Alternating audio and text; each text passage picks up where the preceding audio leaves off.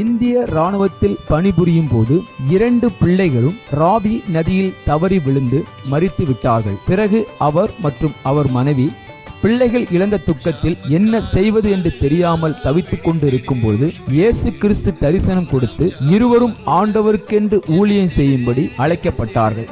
அவர்கள் செய்து வரும் சத்திய வேத ஆராய்ச்சி ஊழியம் ஆண்டவருடைய கிருபையால் வல்லமையாக நடைபெற்று வருகிறது. அவர்கள் கொடுக்கும் ஆண்டவருடைய வார்த்தையை நாம் கேட்போம்.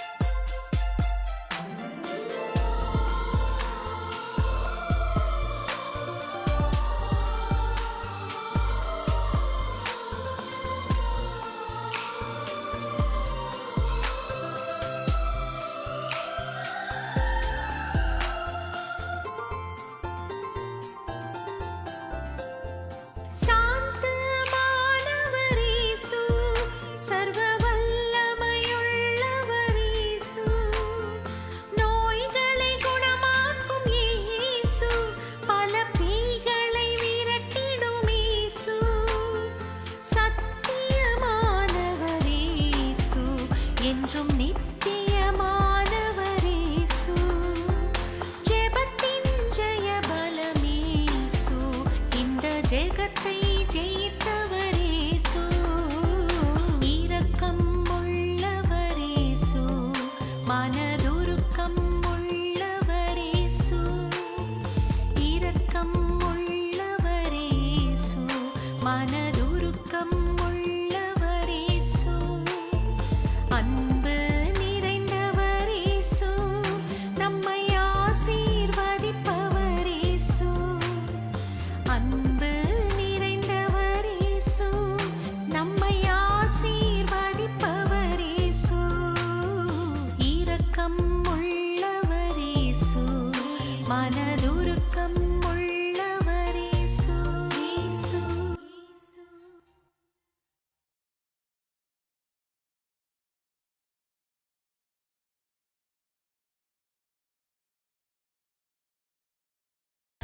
கர்த்தருடைய பரிசுத்த நாமத்திற்கு மகிமை உண்டாவதாக.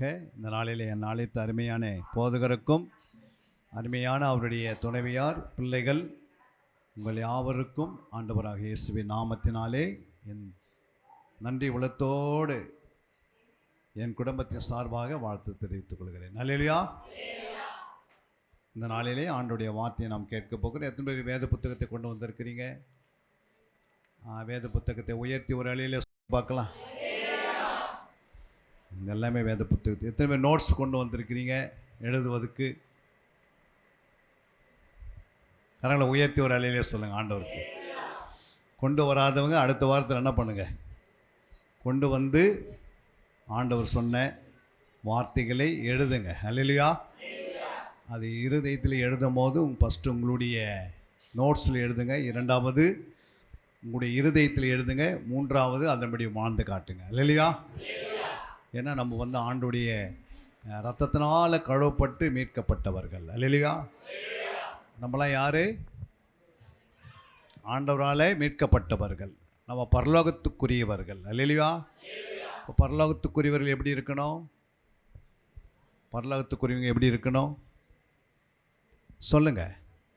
பரலோகத்துக்குரியவர் போல இருக்கணும். பரலோகத்துக்குரிய எப்படி இருப்பாங்க? பரலோகத்துக்குரியவர்கள் பரிசுத்தமாக இருப்பார்கள். அப்புறம் பரலோகத்துக்காக நீங்கள் சில ஆத்துமாக்களை ஆதாயப்படுத்தணும், உங்கள் வீட்டாரை ஆதாயப்படுத்தணும். அல்லேலூயா. ஏன்னா நம்ம எல்லாமே பரலோகத்துக்குரியலாக இருக்கிறதுனால அதுக்கேற்றபடி வாழ்ந்து காட்டினா தான் நம்ம பரலோகத்துக்கு போக முடியும். நீங்கள் மறுபடியும் பாவத்தில் விழுந்துட்டிங்கன்னா, மறுபடியும் பின்மாற்றம் அடைஞ்சிட்டிங்கன்னா, மறுபடியும் நீங்கள் ஆண்டுக்குள்ளே நிலைத்து இல்லவிட்டால் நீங்கள் வருகையில் என்ன பண்ண முடியாது, போக முடியாது. அதனால தான் பிசாசு உங்களை மறுபடியும் திருப்பிடுவான். பிசாசு என்ன பண்ணுவான்? திருப்பிடுவான். ஏன் திருப்பானா, நீங்கள் ஆண்டவரோடு ஐக்கியமாக இல்லைன்னா என்ன பண்ணுவான்? திருப்பா. ஏதோ வாரத்துக்கு ஒரு நாள் சண்டே மட்டும் ஆலயத்துக்கு வந்து போகிறதுனால நான் பரிசுத்தவான் என்று சொல்ல முடியாது. புரியுதுங்களா? அப்படி சொல்லிக்கிறார் ஆண்டவர். நம்ம எப்படி வரணும்? ஆலயத்துக்கு எப்படிமா வரணும்? அப்போஸ்தலர் 2:47 வாசி. தேவனை துதித்து ஜனங்கள் எல்லாரிடத்திலும் தயவு பெற்றிருந்தார்கள். ரட்சிக்கப்படுகிறவர்களை கர்த்தர் அனுதினமும் சபையிலே சேர்த்து கொண்டு வந்தார். ரட்சிக்கப்படுவர்களை. அல்லேலூயா. யாரு? ரட்சிக்கப்படுகிறவர்களை கர்த்தர் என்ன செய்திருக்கிறாரு? அனுதினமும். அப்போ அனுதினமும் சபை என்ன பண்ணியிருக்கணும்? அனுதினமும் சபை திறந்திருக்கணும். அல்லேலூயா. அப்போ தான் சொல்ல பாருங்க, ரட்சிக்கப்படுகிறவர்களை கர்த்தர் அனுதினமும் சபையில் கொண்டு வந்து என்ன பண்ணார்? சேர்த்தார். அல்லேலூயா. அப்போ அனுதினமும் கர்த்தர் என்ன பண்ணியிருக்கிறாரு? சபை திறந்ததுனால தான் சேர்த்து கொண்டு வந்தார். சபை திறந்து வைத்ததுனால தான் ஆச்சு. நம்மளாம் யார்? நம்ம தான் சபை. யார் சபை? நீங்கள் தான் சபை. நீங்கள் தான் ஆலயம். நம்ம தான் என்ன பண்ணுறோம்? சபையாக இருக்கிறோம், ஆலயமாக இருக்கிறோம். எத்தனை பேர் விசுவாசிக்கிறீங்க அதை? நான் தான் ஆலயம் அப்படின்னு எத்தனை பேர் விசுவாசிக்கிறீங்க? 1 கொரிந்தியர் 6:19. உங்கள் சரீரமானது நீங்கள் தேவனாலே பெற்றும் உங்களில் தங்கியும் இருக்கிற பரிசுத்த ஆவினுடைய ஆலயமாய் இருக்கிறது என்றும் நீங்கள் உங்களுடைய எல்லாவென்றும் அறியீர்களா? தேவனுடைய ஆலயத்துக்கும். அல்லேலூயா. பாருங்க, உங்கள் சரீரமானது நீங்கள் தேவனால் பெற்றும். அல்லேலூயா. உங்களில் தங்கியும் இருக்கிற பரிசுத்த ஆவியினுடைய ஆலயமாக இருக்கிறீங்க. நீங்கள் என்ன இருக்கிறீங்க? பரிசுத்த ஆலயம். பரிசுத்த ஆவியினுடைய ஆலயமாக இருக்கிறீர்கள் என்றும் நீங்கள் உங்களுடையவர்கள் அல்லவே. அல்லேலூயா. நீங்கள் யாருடையவர்கள்? நீங்கள் உங்களுடைய இல்லை. நீங்கள் ஆண்டவர் வந்து உங்களை விலை கொடுத்து வாங்கிட்டாரு. உங்களை என்ன பண்ணிட்டாரு? இங்கே பாருங்கள், ஆண்டவர் உங்களை என்ன செய்தார்? விலை கொடுத்து வாங்கிட்டாரு. நீங்கள் ஒரு பொருளை விலை கொடுத்து வாங்கிட்டீங்க. 1 லட்ச ரூபாய்க்கு ஒரு பொருள் வாங்கின்னு வரீங்க. அது யாருக்கு கொடுப்பீங்க? வாங்கின்னு வந்து உங்கள்கிட்டே வச்சுப்பீங்களா, மற்றவங்களுக்கு கொடுத்துருவீங்களா? ஏன் வச்சுக்கிறீங்க? அது நீங்கள் விலை கொடுத்து வாங்கினீங்க. அதை திருடு போடாமல், அதை யாரும் கொள்ளடிக்காமல் அந்த பொருளை என்ன பண்ணுறீங்க? மரண பரிதி வரைக்கும் பாதுகாக்கிறீங்க. அல்லேலூயா. வேறு யாராவது நடுவில் கேட்டால் கூட என்ன பண்ணுறதில்ல. ஒரு அவசரத்துக்கு கேட்டால் கூட என்ன பண்ண மாட்டோம், என் பொருள் என்கிட்ட இருக்கணும், அதுதான் எனக்கு உதவி அப்படின்னு சொல்லுவீங்கல்ல. அப்போ நீங்கள் ஒரு பொருளை வாங்கும்போது அது உங்களுக்கு சொந்தமாக ஆனது போல் ஆண்டவர் உங்களை என்ன பண்ணிட்டாரு? அவரோட ரத்தத்தினால சம்பாரிச்சிட்டாரு. நீங்களாம் யார்? இப்போ உங்களுடையவர்கள் அல்ல, புரியுங்களா? நீங்கள் உங்களுடைய இருக்கனால்தான் வேதத்தை வாசிக்க முடியல, ஜெபம் பண்ண முடியல, அப்புறம் ஆலயத்துக்கு சரியாக வரதில்லை, உபவாசத்துக்கு வரதில்லை. எது இருந்தாலும் என்ன பண்ணுறீங்க? வேலைன்னு ஓடுறீங்க. அதுக்கு என்ன காரணம்? அதுக்கு என்னம்மா காரணம்? நீங்கள் தேவனுடையவர்களாக இருந்தீங்கன்னா தேவனுக்குரியே வருவீங்க, தேவனுக்காகவே ஓடி வருவீங்க. நான் பரலோகத்துக்குரியவன்னு உங்களுக்கு எப்போ தெரியுதோ அப்போ தான் அந்த பூமிக்குரியவங்களை நீங்கள் விட்டு வருவீங்க, புரியுங்களா? என்ன பண்ணுவீங்க? பூமிக்குருவிகளை நீங்கள் என்ன பண்ணுவீங்க? விட்டுடுவீங்க. இப்போ நீங்கள் யாராக இருக்கிறீங்க? நீங்கள் உங்களுக்குரியவர்களாக இருக்கிறனால தான் நீங்கள் ஆண்டவர் என்ன பண்ண முடியல, அவருக்கு நேரம் கொடுக்க முடியல. அல்லேலூயா. ஏன் அப்படின்னா உங்களுக்கு வேலை முக்கியம். அல்லேலூயா. உங்களுக்கு உலகம் முக்கியம், உங்களுக்கு உலகத்துக்கு உள்ள காரியங்கள் முக்கியம், உலகத்துடைய வேலை எல்லாத்துக்கும் ஓடிக்கொண்டிருக்கிறோம். அல்லேலூயா. ஆனால் என்னைக்கு நீங்கள் ரட்சிக்கப்பட்டீங்கோ அன்னிலேருந்து உங்களை விலை கொடுத்து வாங்கிட்டு பிறகு நீங்கள் சொந்தமாக அவருக்கு இருக்கணும். அல்லேலூயா. அவர் என்ன சொல்லுகிறாரோ அதை நீங்கள் செய்தாதான் உங்கள் வாழ்க்கை எப்படி இருக்கும்? அவரை போல இருப்பீங்க. அவர் யார்? இயேசு யாருமா? ஒரு இரட்சகர். பாவிகளை ரட்சிக்க வந்தவர். நீங்கள் அவரை போல இருந்தால், அவருடைய பிள்ளைகளாக இருந்தால் நீங்கள் போய் மற்ற பாவிகளை ரட்சிப்புகளை நடத்த மட்டுமா? நீங்களே பாவம் செய்கிறதுனால என்ன பண்ண முடியல? நீங்களே போய் பேசுறதுனால உங்கள்கிட்ட யாருமே என்ன பண்ண மாட்டேன்றாங்க? வரமாட்டேன்றாங்க. யார் வரலன்னா உங்கள் வீட்டுக்காரே வரமாட்டேன்றாரு. அல்லேலூயா. அதுக்கு என்ன காரணம்? நீங்கள் அவருக்கு முன்னாடி எப்படி இருக்கிறீங்க? உங்கள் மனைவிக்கு முன்னாடி நீங்கள் எப்படி இருக்கிறீங்க? உங்களுடைய பிள்ளைகளுக்கு முன்னாடி எப்படி இருக்கிறீங்க? ஆண்டவர் சொன்னார், நீ ரட்சிக்கப்பட்டால் உன் வீட்டார் ரட்சிக்கப்படுவார்கள். வாசிங்க அந்த வசனத்தை. அப்போஸ்தலர் 16:31. அதற்கு அவர்கள், கர்த்தராகிய இயேசு கிறிஸ்துவை விசுவாசி, அப்பொழுது நீயும் உன் வீட்டாரும் ரட்சிக்கப்படுவீர்கள் என்று சொல்லி. நீயும் உன் வீட்டார் என்ன பண்ணுவாங்க? எப்போ? நீ கர்த்தராகிய இயேசு விசுவாசித்தா உங்கள் வீடு நேரத்துக்கு ரட்சிக்கப்பட்டிருக்கணும். 5 வருஷம் ஆயிடுச்சு ரட்சிக்கப்பட்டு, இன்னும் வீட்டில் என்ன பண்ணல? ரட்சிக்கப்படலை. அதுக்கு என்ன காரணம்? நீ ஆண்டவர் விசுவாசிக்காதனால தான் என்ன பண்ணல அவங்க. உங்கள் விசுவாசம் அறக்குறையாக இருக்குது. எதுக்கெடுத்தாலும் சந்தேகப்படுற, எதுக்கெடுத்தாலும் அவிசுவாசமாக இருக்கிற, சும்மா பேருக்கு மட்டும் ஆலயத்தில் வந்து உட்காந்துருக்கிற. வரிகளை போக முடியுமா? கல்லர் வரைக்கும் தான் போக முடியும். ஜீவ புஸ்தகத்தில் பேர் இருக்காது, கல்லரில் பேர் எழுதி வச்சுக்கலாம். கல்லரில் பேர் அதனால் யாருக்குன்னா பிரயோஜனமாவா? சொல்லுங்கள். நம்ம அடிக்கடியாக ரட்சிக்கப்பட போகிறோம். சொல்லுங்கள். ஒரே முறை தான் ரட்சிப்பு.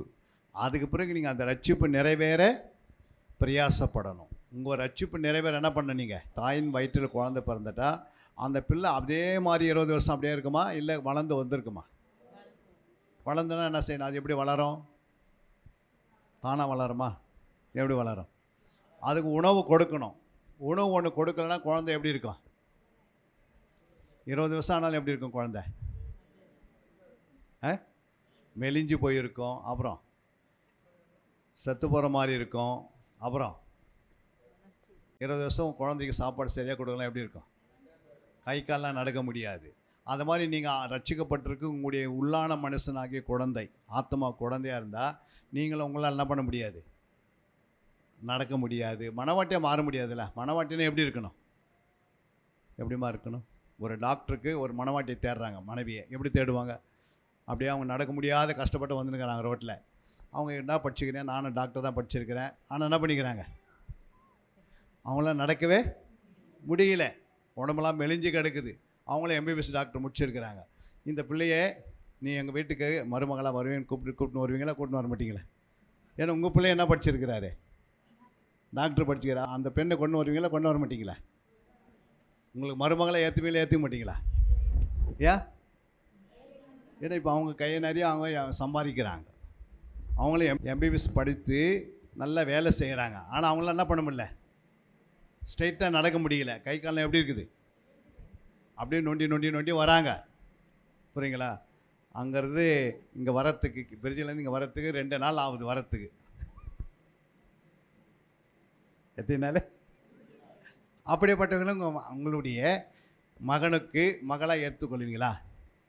ஏற்றுக்கொள்ள மாட்டீங்க. அதே மாதிரி நம்ம ஆவிக்குரியில் பலவீனமாக இருந்தோம்னா, அப்படி நொண்டி நொண்டி நடந்திருந்தோம்னா, விழுந்து எழுந்திருந்தோம்னா, நம்மளே ஆண்டவர் மனவடி ஏற்றுக்கொள்ளவே மாட்டார். வசனம் சொல்லுது, கர்த்தருக்குள் என்ன பண்ணிக்கணும், நீங்கள் பலன் அடைந்து புதிய மனுஷனாக மாறி, அப்புறம் பரிபூரண மனுஷனாக மாறி, பூரண புருஷனாக மாறி, குணசாலிய ஸ்திரியாக மாறி, கற்புள்ள கன்னிகையாக மாறி, கரைத்திரை இல்லாதவங்களாக, புரியுங்களா, ஒரே புருஷனுக்காக நீங்கள் ஒப்புவிக்கப்பட்ட ஆண்டவராக இயேசு கிறிஸ்துக்கு நல்ல ஒரு மணவாளனுக்கு மனைவியாகிய மாறி மணவாட்டியாக மாறணும். அவ்வளோ ஸ்டேஜ் இருக்குது, இருக்கா இல்லையா? அப்புறம் நீங்கள் அப்படி அதற்காக நீங்கள் பிரயாசப்படாமல், அதற்காக நீங்கள் சபைக்கு வராமல், அதற்காக நீங்கள் உட்காந்து வேதத்தை ஆராய்ந்து தேடி வாசிக்காமல், அதற்காக நீங்கள் ஜெபிக்காமல், அதற்காக பரிசுத்தாய் பெற்றுக்கொள்ளாமல், அதற்காக நீங்கள் பிரயாசப்படாமல் இருந்தீங்கன்னா வரையில் போக முடியுமா? ஆனால் பிறந்துட்டீங்க, குழந்தை கிறிஸ்துக்குள்ளே பிறந்தாச்சு. ஆனால் அந்த பிள்ளை என்ன பண்ணல, ஊனமாகவே இருக்குது. ஆண்டவர் ஜாம் பண்ணி அப்படியே மந்திரம் பண்ணி உங்களை வரிகளே மனவெடியை ஏற்றுப்பாரா? அப்படி வசனம் தான் ஏற்றுப்பார். புரியுதுங்களா? ஏற்றுப்பாரு. ஜாம் பண்ணி ஆண்டவர் மந்திரம்லாம் பண்ணி உங்களை எப்படியாவது பரலோகத்தில் பண்ணி சேர்த்துருவாரா?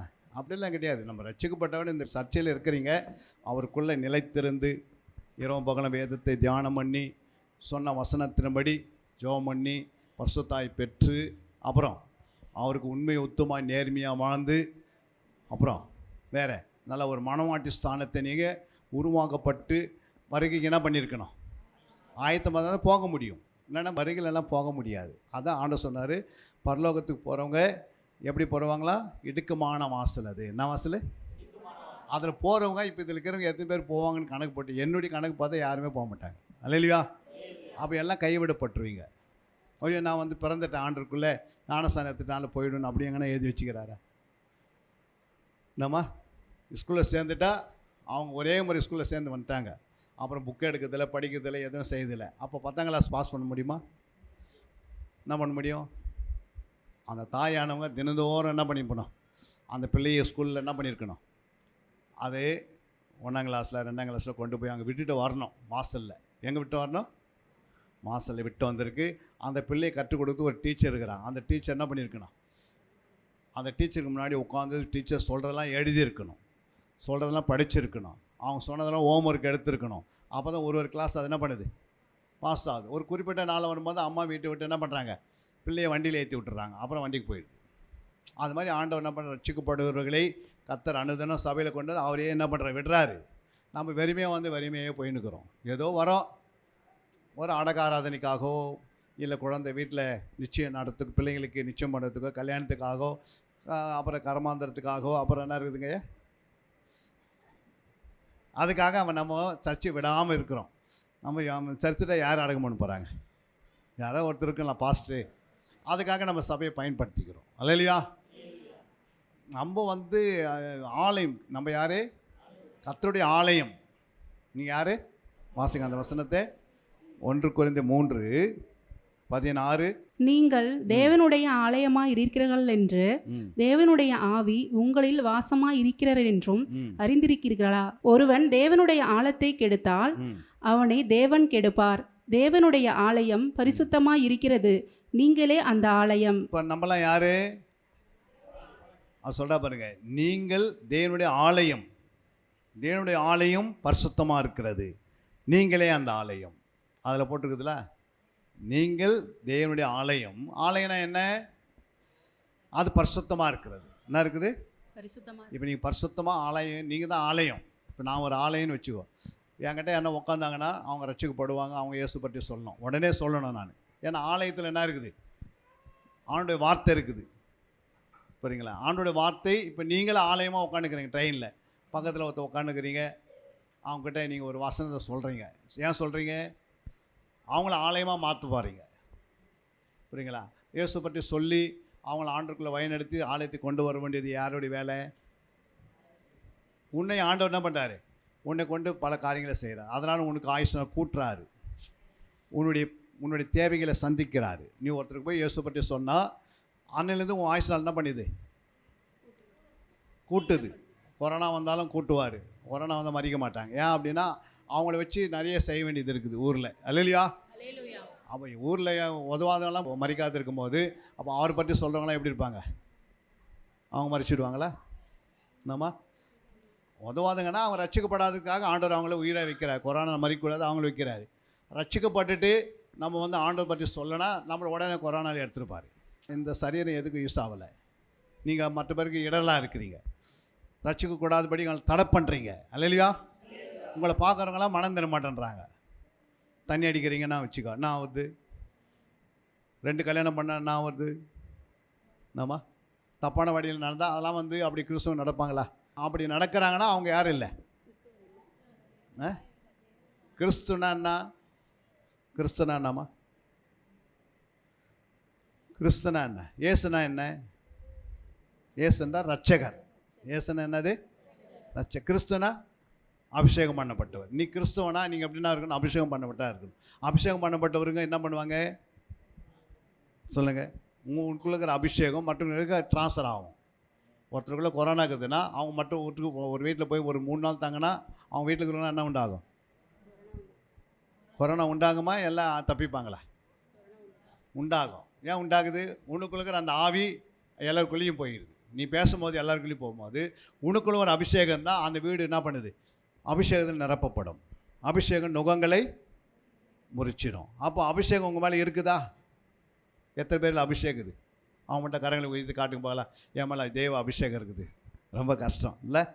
ரட்சிக்கப்பட்டுட்டீங்க, ஆனால் என்ன யாரும் இல்லை, ஆவியானவர் இப்படி அபிஷேகம் இல்லாதனால நம்மளால் என்ன பண்ண முடியல. சும்மா பேருக்கு வேலை செய்கிறோம், சாப்பிட்றோம். அது உலகத்தில் மிருகம் கூட என்ன பண்ணுது? 3 வேளை சாப்பிடுது, தூங்குது. அது பரலோகத்துக்கு போமா? சாப்பிட்றவங்களாம் பரலோகத்துக்கு போவாங்களா? இம்மைக்காக ஆண்டவர் ஒரு உணவு கொடுத்துட்டாரு, விதை கொடுத்துட்டாரு. நீங்கள் விதைத்து என்ன பண்ணுங்க? வேலை கொடுத்துட்டாரு, கஷ்டப்பட்டு சாப்பிடுங்க. ஆனால் பரலோகத்துக்குரியவர்கள் பரலோகத்தை போல வாழ்ந்து காட்டணும். அதுக்கு தேவையானது முதல் அபிஷேகம். அந்த அபிஷேகத்துக்கு சும்மா வந்து அப்படி மேலே ஊற்றுவாரா? நீங்கள் உபவாசத்தினாலும் இரவு ஜபங்களினாலும் கண் விழித்து ஜபிக்கிறனாலையோ இல்லை சபையில் வந்து விடாமல் ஆண்டவரே என் மேலே ஆவியை ஊற்றுங்கப்பா, இன்னும் நான் ஆவியை பெறாமல் இருக்கேன் அப்படின்னு ஒருத்தர் வந்து தண்ணி தாங்க எடுக்குதுன்னா கேட்காது தண்ணி கொடுக்க முடியுமா? தண்ணி கொடுக்கலன்னா ஆயிடுச்சு. அது மாதிரி ஆவியானவருடைய அபிஷேகம் உங்களுக்குள்ளனா உங்கள் ஆத்மா மறுபடியும் செத்துரும். சரீரத்தில் உயிராக இருப்பீங்க, சர்ச்சைக்கு வருவீங்க போவீங்க, ஆனால் ஆத்மா ஏற்கனவே என்ன இருக்கும்? செத்துருக்கும். செத்து ஆத்மாவோடு தான் சாலயத்துக்கு வந்து மறுபடியும் வசதி கேட்டு அப்படியே போயிடுவீங்க, மறுபடியும் வருவீங்க போவீங்க, மறுபடியும் வருவீங்க. ஆனால் அந்த அபிஷேகம் இல்லாதனால ஆத்மா செத்து கிட்டது உனக்கே தெரியாது. இப்போ உங்களுக்குள்ள ஆத்மா செத்து கிட்டதா உயிராகுதா? ஐயா செத்து கிடக்குது. அப்போ நீங்கள் ஆத்மா எங்கே போவாது? போவாது. ஒரு ரட்சிக்கப்படாத ஒருத்தர் ரட்சிக்கப்பட செத்துடுறாங்கன்னா பாவத்தில், அந்த ஆத்மா வெளியே வரும்போது எப்படி வருமானா, எப்படி வரும்னா அது ஒரு குழந்தைய பெற்றெடுக்கணும், அவங்க சுகப்பிரசவத்தை அனுபவிக்கணும்னா அப்போ வேதனையோடு தான் அந்த குழந்தை வெளியே வருது. அவ்வளோ வேதனையோடு அந்த ஆத்மா வெளியே வருமா? யாருடைய ஆத்மா? இந்த பாவத்தில் மறிக்கிறோடைய ஆத்மா வந்து அது என்ன பண்ணுமா? ஒரு 12-14 நாள் அந்த வீட்டாண்டு இருக்குமா? எத்தனை நாள்? 12-14 அப்படியே வேதனைப்பட்டு ஒன்றும் அழுது இருக்குமா அது.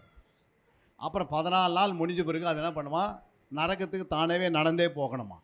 தானாலாம் போகாது. அது அழுது அழுது அழுது புலமையினே போய் அந்த நரகத்தில் விழுந்துடும். புரியுதுங்களா? அது பாவத்தில் மறிக்கிறீங்க. அதே ஒரு கர்த்தருக்குள் மறிக்கிறாங்கன்னா அவங்களுடைய ஆத்மா வெளியே வரும்போது எப்படி ஆப்ரேஷன் பண்ணி வெளியே கொண்டு வராங்க குழந்தைங்க, அப்போ தாய்க்கு வலி இருக்குதா? அது மாதிரி அழகாக வெளியே வந்து அது என்ன பண்ணோம்? நேர்மையான வாழ்க்கை வாழ்ந்ததுனால அது கர்த்தருக்குள் மறிக்கும் போது அதுக்கு ஏற்கனவே மரணம் வரும்னு தெரியும். இல்லையா? அது அழகாக வந்து தேவ தூதரில் வந்து ரதங்களை கொண்டு வருவாங்க. என்ன கொண்டு வருவாங்க? ரதங்கள். எப்படி எலியா வரும்போது என்னாச்சு? ஒரு ரதம் வந்து என்ன பண்ணிச்சு? எலியவே அதை ரதத்தில் உட்கார தூக்கின் மேலே போகுது. அதுமாதிரி ரதத்தில் உட்காந்து நீங்கள் சவாரி அடித்து பரலோகத்தில் போய் 3ஆவது வானத்தில் பேரடைஸில் இலை பாருவீங்க.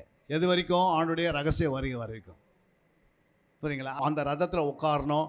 நான் 3ஆவது பேரடைஸில் இருக்கிற அந்த பேரடைஸுக்குள்ளே போய் இலை பாரணும். ஆபிரகாம் மடியில் போகணுன்னா அதுக்கு நீங்கள் பிரயாசப்பட்டால் தான் முடியும். ஓன்னு வீட்டில் சண்டை போட்டுட்டு அங்கே சண்டை போட்டு அங்கே திருடிக்கின்னு கொள்ளடிச்சிக்கின்னு அவனை ஏமாத்தின்னு இவனை ஏமாத்தின்னு இருந்தால் அவங்களாம் போகவே முடியாது. அரக்கோணத்தில் இது மாதிரி இருந்துட்டால் சபை யாருமே போக முடியாது, ஃபாஸ்ட்டு கூட போக முடியாது. அவ்வளோ கஷ்டம் இருக்குதா இல்லையா? ஆண்டவர் எதுக்காக ரட்சித்தான்னு நமக்கு தெரியணும்ல. நம்மளுக்கு எதுக்கு ரட்சித்தார்? அதனால் உன் சாப்பாட்டை குறைச்சிடுவாரா? இல்லை உன் தூக்கத்தை குறைச்சிடுவாரா? இல்லை உன் வேலையை குறைச்சிடுவாரா? இல்லை உன்னுடைய நன்மைகளை குறைச்சிடுவாரா, நீங்கள் வாங்க வேண்டிய பொருளாதாரத்தை வாங்காத விடுவாரா? அதெல்லாம் கிடைச்சிடும். ஆண்டவர் ஏற்றுக்கொண்டு அவர்படி வாழ்ந்தவர்களுக்கு 2 நன்மை இருக்கிறது. 1 ஆவிக்குரிய நன்மை, 2 பூமிக்குரிய நன்மை. இது 2மே சமமாக கொடுத்தனே வருவார். அதில் ஒரு குறையாக இருக்காது. அவங்கள டாப் லெவலில் தூக்குவார். ஏன் அப்படின்னா அவங்களுக்குள்ள அபிஷேகம் இருக்குது. 2வது அவங்களுக்கு சத்தியம் உள்ள போது, 3வது சபையில் நிலைத்திருக்கிறாங்க, 4வது தேவனுடைய பிள்ளைகளோடு ஐக்கியமாக இருக்கிறாங்க. அல்லேலூயா. நம்ம ஆண்டோட ஐக்கியமாக இல்லாமல் இருந்தோம்னா நம்முடைய வாழ்க்கை போயிடும். ரட்சிக்கப்பட்டதான் பேர், ஆனால் என்ன பண்ண முடியாது. நம்ம இப்போ ஒரு பணம் ஆசை இருந்தது யூதாஸ்குள், எங்கே போயிட்டான்? நம்ம ஏதாவது போயிட்டாரு. உங்களுக்கு ஏதாவது ஒரு பண ஆசைன்றது மட்டும் இல்லை, ஏதாவது பெண் ஆசை, பொண்ணு ஆசை, மண் ஆசை, உலக ஆசை, புரியுங்களா?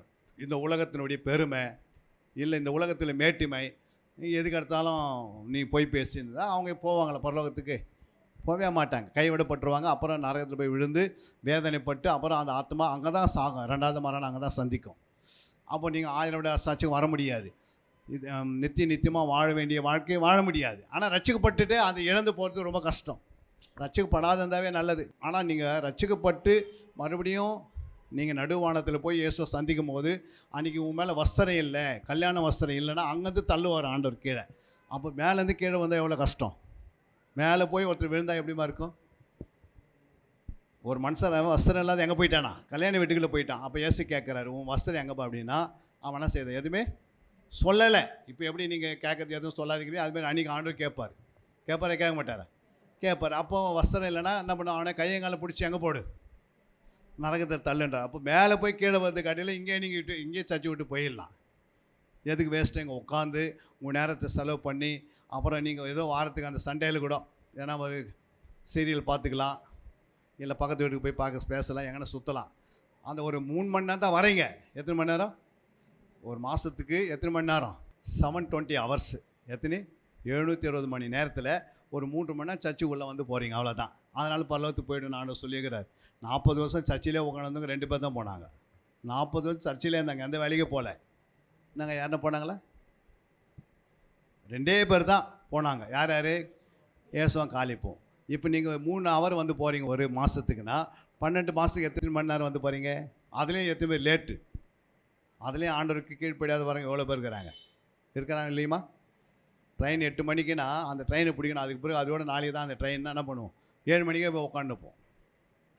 ஒரு ட்ரெயின் காலையில் 8 மணிக்கு விட்டுறாங்க. நீங்கள் மெட்ராஸ் போனோன்னா அந்த ஒரு ட்ரெயின் விட்டால் அதோட எப்போ நாளைக்கு தான் 8 மணிக்குன்னா நம்ம என்ன பண்ணுவோம்? ஒரு நாள் வேஸ்ட்டாக போயிடுதுன்னு சொல்லி என்ன பண்ணுவோம்? 1 ஹவருக்கு முன்னாடியே போய்டும். ஆனால் அதை காலம் பரிசுத்தமான இடம், தேவனை பார்க்க வருகிற இடம், அவனுடைய வசனத்தை கேட்கிற இடம், பரிசுத்தமாக்குற இடம், விடுதலை பெற இடம், சமாதானம் பெற்றுக்கொள்கிற இடம், இது நீதி நியாயங்கள் பெற்றுக்கொள்கிற இடம், இங்கே வளர்ச்சி அடைகிற நேரம், இது பரிசுத்தமான இடம். நம்ம துக்கம் சந்தோஷமாக்குற இடத்துக்கு வரத்துக்கு நம்ம என்ன பண்ணுறோம்? 8 மணிக்கு ஆலயம்னா எத்தனை மணிக்கு வரோம்?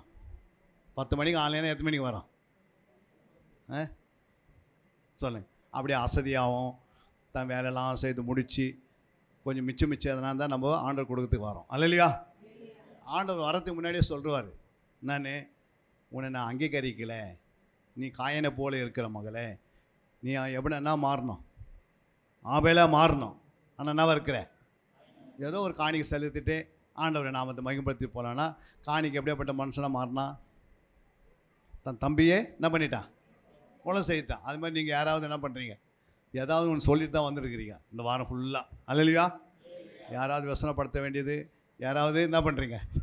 சண்டை போட வேண்டியது, ஏதாவது அவங்க பொருளை வாங்கிட்டு நம்ம இல்லைன்னு சொல்கிறது. டக்குன்னு கேட்டால் நாங்கள் போன மாதம் நான் கொடுத்தேனே, உங்கள் கையில் தான் கொடுத்தேன் அப்படின்னா அதெல்லாம் எனக்கு தெரியாதுன்றோம். அப்படி என்ன பண்ணுறோம்? மறுதளிக்கிறோம் சில நேரத்தில். இல்லையா? அப்போ இப்படி இருந்தால் ஆலயமாக மாற முடியுமா? சொல்லுங்கம்மா. ஆலயம் மாற முடியும். ஆலயம்னா என்ன? பரிசுத்தமாக இருக்கும். அந்த ஆலயத்தில் 10 பேர் வருவாங்க, ஆசைப்படுவாங்க. நீ ஆலயமாக இருந்தால் உங்கள்கிட்ட 10 பேர் வருவாங்க. உங்கள்கிட்ட 10 பேர் வரல, யாருமே வரலன்னா நீங்கள் என்ன இல்லை? அப்போ எனக்கு தெரிஞ்சிட்டோம் வரீங்கள என்ன பண்ண முடியாது. அத்தை சொல்கிறாரு, நீங்களே அந்த ஆலயம். அப்போ ஆலயம்னா உன்னை தேடி வருவாங்க. புரியுங்களா? ஆலயம் தான். இப்போ இங்கே இந்த ஆலயம் இருக்குது, அதுதான் நம்ம வந்திருக்கிறோம். அது மாதிரி நீங்கள் ஆலயம் வந்தால் வருவாங்களா வரமாட்டாங்களா? வருவாங்க. ஏன் வருவாங்க? நீங்கள் பரிசுத்தமாக இருக்கிறீங்க. அப்போ பரிசுத்தமாக இருக்கிறீங்க, நீங்கள் தேவனுக்கு கீழ்ப்படுகிறீங்க, தன் சொந்த புருஷனுக்கு எல்லாவற்றையும் கீழ்ப்படுகிறீங்க, உங்கள் மேய்ப்பருக்கு எல்லாவற்றையும் என்ன பண்ணுறீங்க? அடங்கி கீழ்ப்படுகிறீங்க. நீங்கள் ஆண்டவருக்கு பயந்து வாழறீங்க. நீங்கள் உலகத்தில் என்ன பண்ணுறீங்க? அந்நிய நோக்கத்தில் பிணைக்கப்படாமல், அந்நியர்களோடு இணைக்கப்படாமல், ஐக்கியமாக இல்லாதபடி எல்லாரையும் நேசிக்கிறீங்க. அல்லேலூயா. உங்கள் உற்றார் உறவினர்களை, உங்கள் குடும்பத்தெல்லாம் நேசிக்கிறீங்க. அவங்ககிட்ட நீங்கள் அன்பாக இருக்கிறீங்க அப்படின்னா நிச்சயமாக வரைக்கும் என்ன பண்ண முடியும்? என்னங்க ஐயா? போக முடியும். நான் 2 கிலோ கறி சாப்பிட்டேங்க, 4 முட்டை சாப்பிட்டேன்னா, 4 டெய்லி நான் முட்டை சாப்பிட்றேன்னா அதனால் போயிட முடியுமா? ஆயுசு நாள் கூட்டலாம், சில கூட்டாதும் போகலாம். ஆனால் நித்திய வாழ்க்கைக்கு ஆத்மா என்ன பண்ணியிருக்கணும்? உள்ளான மனிதன் நாளுக்கு நாள் புதிதாகப்பட்டு அப்புறம் சிருஷ்டிப்பின் சாயல் அடைந்து மறுரூப சாயலுக்கு ஆயத்தமாயிடுவான். புரியுதுங்களா? ஏதோ நம்ம ஏனோதானம் வாழ்ந்துட்டு போயிடக்கூடாது. இப்போயும் ஆண்டவர் நமக்கு டைம் கொடுக்குறாரு நம்ம பரிசுத்தமாக வாழ்வதற்கு. நீங்கள் அதனால் எங்கேயாவது ஒரு 100 நாள் உபவாசம் பண்ணாதான் பரிசுத்தம் வரணும் அப்படின்னு ஆண்டவர் சொல்ல. அல்லேலூயா. உடனே பாவத்தை அறிக்கை செய்து ஆண்டவரோடு ஒப்புராகி மற்றவங்களுக்கு முன்பாக சேஞ்ச் ஆகணும். உங்களுடைய வாழ்க்கை என்ன பண்ணியிருக்கணும்? மாற்றங்கள் வரணும். இருக்கிற அப்படியே சுபாவம் இருக்குதுன்னா, மாம்ச சுபாவம் அப்படியே இருக்குதுன்னா, அப்போ இன்னும் மாற்றங்கள் வரலைன்னு அர்த்தம். அல்லேலூயா. ஆனால் எதுக்கு ஆலயம்? இந்த ஆலயம் எதுக்காக வச்சிருக்கிற? மாற்றங்கள் வருவதற்காக, உன் வாழ்க்கையில் நாளுக்கு நாள் முன்னேறி செல்வதற்காக. அல்லேலூயா. நீ எல்லாவற்றிலும் எப்படி உன் ஆத்மா வாழ்கிறது போல நீ எல்லாவற்றிலும் வாழ்ந்து மற்றவங்களுக்கு முன்னாடி சுகமாய் வாழ்ந்து காட்டணும். என்னது? மற்றவங்களை பார்க்கலாம், உன்னை என்ன எப்படி பார்க்கணும்? இயேசுவை போல பார்க்கணும். நீ உன் நடையில் இயேசு இருக்கணும், உன் உடையில் இயேசு இருக்கணும், உன் பேச்சில் இயேசு இருக்கணும், உன் சொல்லில் இயேசு இருக்கணும், உன் கிரியில் இயேசு இருக்கணும். அப்புறம் வேறு எங்கே இயேசு இருக்கணும்? உனக்குள்ளே இயேசு இருக்கணும். உன்னை பார்க்குறவங்களாம் உங்கள்கிட்ட வந்து, அம்மா எனக்கு ஜெபம் பண்ணுங்க, எனக்கு இடுப்பு வலிக்குது, நீங்களே என்ன பண்ணுங்க, எனக்கு கொஞ்சம் ஜெபம் பண்ணுங்க, ஐயோ எனக்கு வந்து சரீரத்தில் வியாதியாக இருக்குது, நீங்கள் ஜெபம் பண்ணுங்கம்மா அப்படின்னு சொன்னால், நீங்கள் கை வச்சானா விசுவாசிகள் வியாதிஸ் மேலே கை வைப்பார்கள். அந்த வியாதி என்ன பண்ண அவங்கள விட்டு விலகி போயிடும். நீங்கள் அப்போ இயேசு நாமத்தினாலே நீங்கள் கை வச்சு ஜெபம் பண்ணணும். கை வச்சாவே குணமாயிடணும். அந்த அளவுக்கு நீங்கள் விசுவாசியாக இருக்கணும். நீங்கள் என்னவா இருக்கிறீங்க? இப்போது விசுவாசியாக இருக்கிறீங்களா, இல்லை அவிசுவாசியாக இருக்கிறீங்களா, இல்லை அற்ப விசுவாசியாக இருக்கிறீங்களா? எப்படி இருக்கிறீங்க? உங்களுக்கு முன்னாடி நீங்கள் எப்படிமா இருக்கிறீங்க? விசுவாசி என்ன பண்ணியிருக்கணும்? ஒரு சீசனாக மாறணும். ஒரு சீசன் ஒரு உடன் ஊழியக்காரனாக மாறணும். ஒரு உடன் ஊழியக்காரர் ஒரு மூப்பரான மாறி இருக்கணும். ஒரு மூப்பர் எப்படி ஒரு ஃபுல் டைம் ஊழியத்துக்காக வரணும், இல்லை பார்ட் டைம் ஊழியத்துக்காக வரணும். அப்புறம் தான் குணசாலியாக மாறுறாங்க, அப்புறம் தான் புத்தியுள்ள கன்னிகாக மாறுறாங்க. அப்போ தான் என்ன பண்ணுறாங்க? கற்புள்ள கன்னிகாக மாறி அவருடைய வரிகளை மனைவியாக மாறி மனவட்டியாக மாறி பரலோகத்துக்கு போகிறோம். அல்லேலூயா. இவ்வளோ இருக்குது பயதத்தில். சும்மா ஏதோ நம்ம வந்தோம் போனோம் உட்காந்தோம் செய்ததுனால இதெல்லாம் வேஸ்ட். நீங்கள் வந்ததே வேஸ்ட்டு. ஆண்டவர் உங்களை அறியேன்னு சொல்லிட்டு போயினே இருப்பார். என்ன சொல்லுவார்? அறியேன். வாசிங்க அந்த வசனத்தை. மத்தேயு 25:8 என்ன சொல்லுது?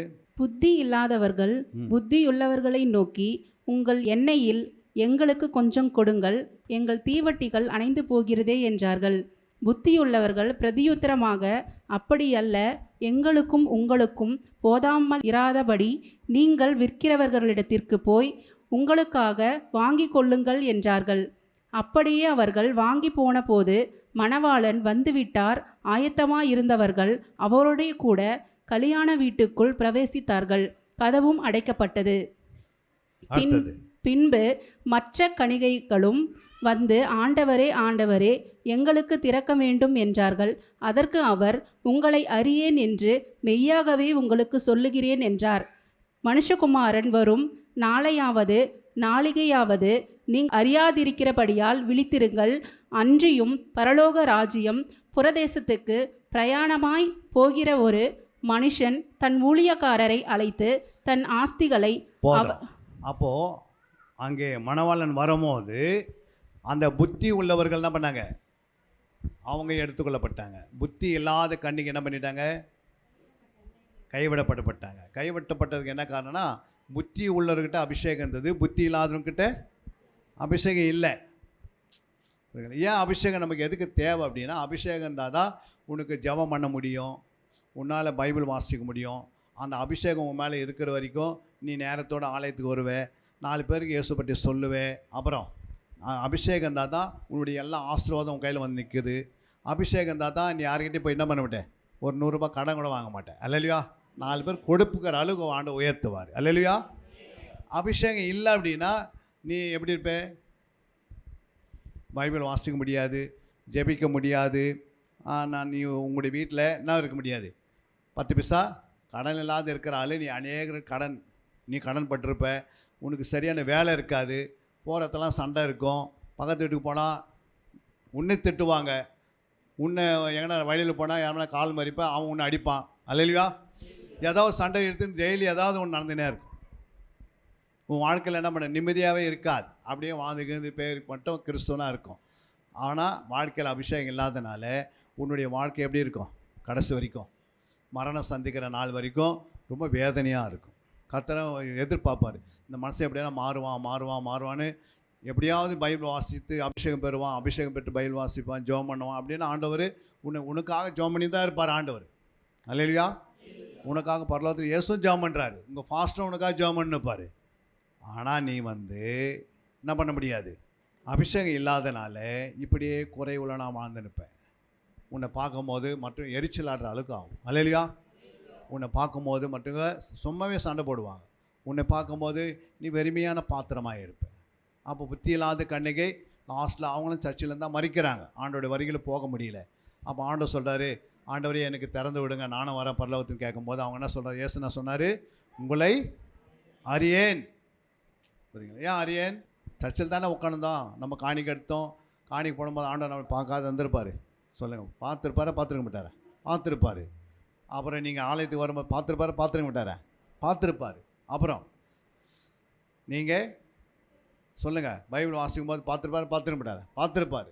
என்னன்னா என் வசனத்தை என்ன பண்ணல, நீங்கள் நான் சொன்னபடி கை கொள்ளலை, நான் சொன்னபடி வாழ்ந்து காட்டல, அதனால் ஆண்டவர் என்ன பண்ணுவார், உன்னை அறியேன் அப்படின்வார். அப்போது அறியேன்னு சொன்னால் அப்போ நான் அந்த கல்யாண வீட்டுக்குள்ளே போக முடியாது, கைவிடப்படுவேன். இப்போ தெரியாது, அன்றைக்கி தெரியும். ஒரு நாள் வரும், அன்றைக்கி நீங்கள் எதை விதைத்தீங்களோ அதை கடைசியில் அறுத்துருவீங்க.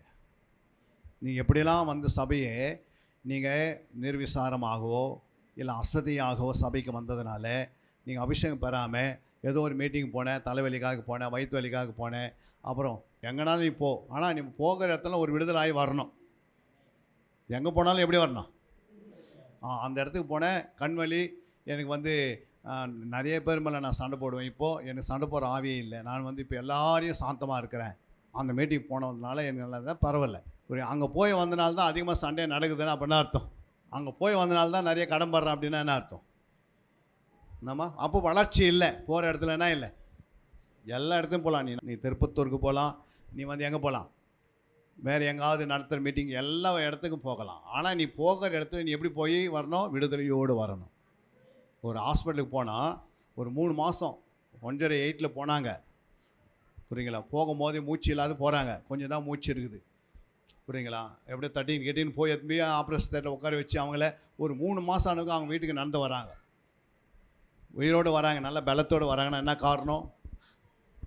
நம்ம அந்த ஹாஸ்பிட்டலில் நல்ல டாக்டர் இருந்தாங்க, ட்ரீட்மெண்ட் பண்ணாங்கனால தான் உயிரோடு வந்திருக்கிறாரு. அதுமாரி நம்ம தேவனுடைய ஆலயத்துக்கு நம்ம சுபாவம் மாறாது இருக்குதுன்னா அப்போ நீ வந்த இடம் எப்படி, அது நம்ம உனக்குள்ளே என்ன இல்லை, நீ எங்கே வந்திருக்கிறன்னு உனக்கு தெரியணும்.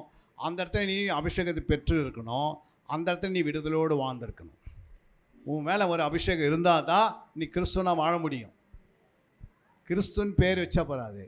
கிறிஸ்து என்றால் அபிஷேகம் பண்ணப்பட்டவன், ஏசு கிறிஸ்து என்றால் அபிஷேகம் பண்ணப்பட்டவர்.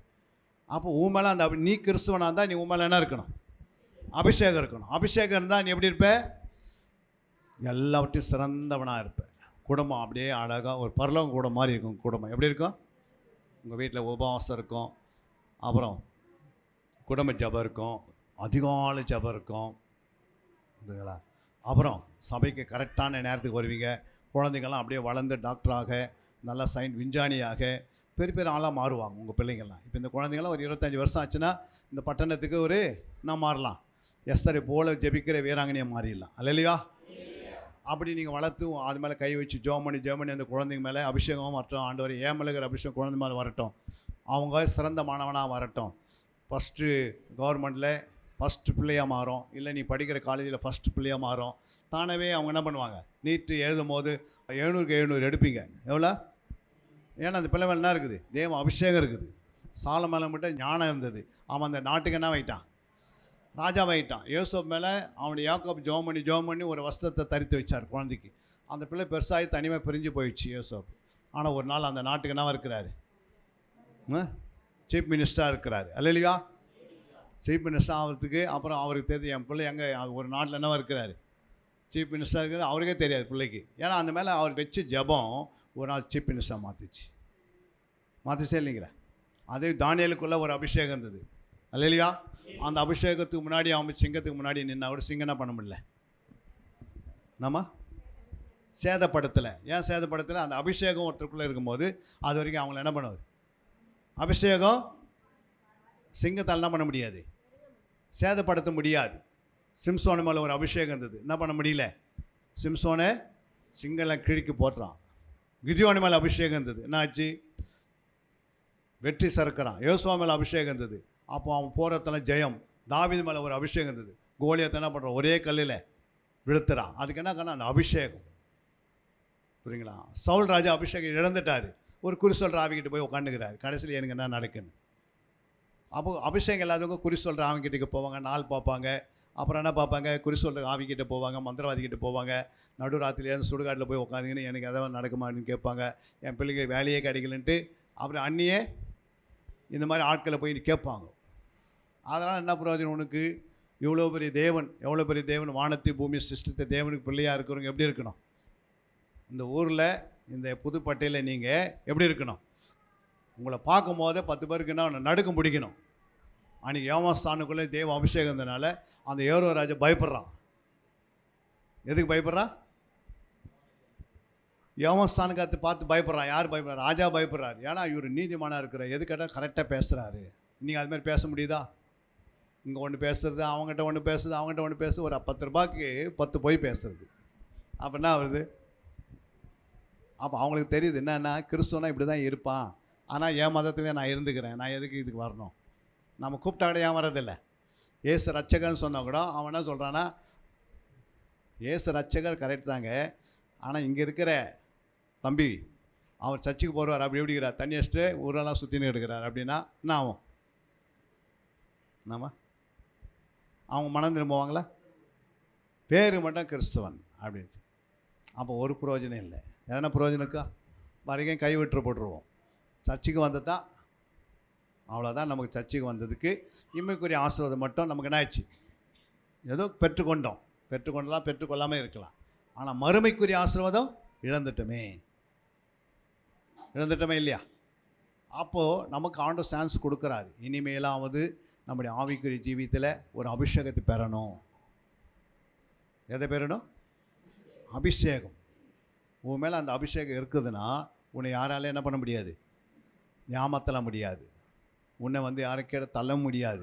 ஒரு வியாதி உனக்குள்ளே வரணும் கூட அபிஷேகம் இருக்கும், அந்த வியாதி உனக்குள்ளே வராது.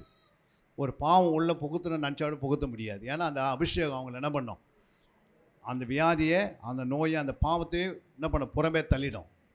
இல்லையா? ஏன்னா அந்த அபிஷேகம் உனக்குள்ளே இருக்கிற வரைக்கும் உங்கள் வீட்டில் இருக்கிறவங்க எப்படி இருப்பாங்க, உன்னை பார்த்தாவே ஒரு பயம் வரும் அவங்களுக்கு. என்னடா அவங்க எது சொன்னாலும் நடக்குதே, என்னது எது சொன்னாலே நடக்குது.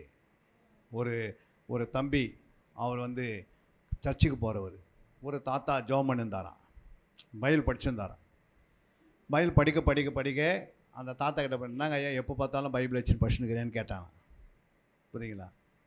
அவன் உடனே அந்த தம்பிக்கு வாலிபன் அவன் கேட்டானா, நீங்கள் பைபிள் படிச்சு என்ன தான் பண்ண போகிறீங்க அப்படின்னு. அப்போ அந்த வாலிபனை கூப்பிட்டுக்கின தாத்தா போனாராம்.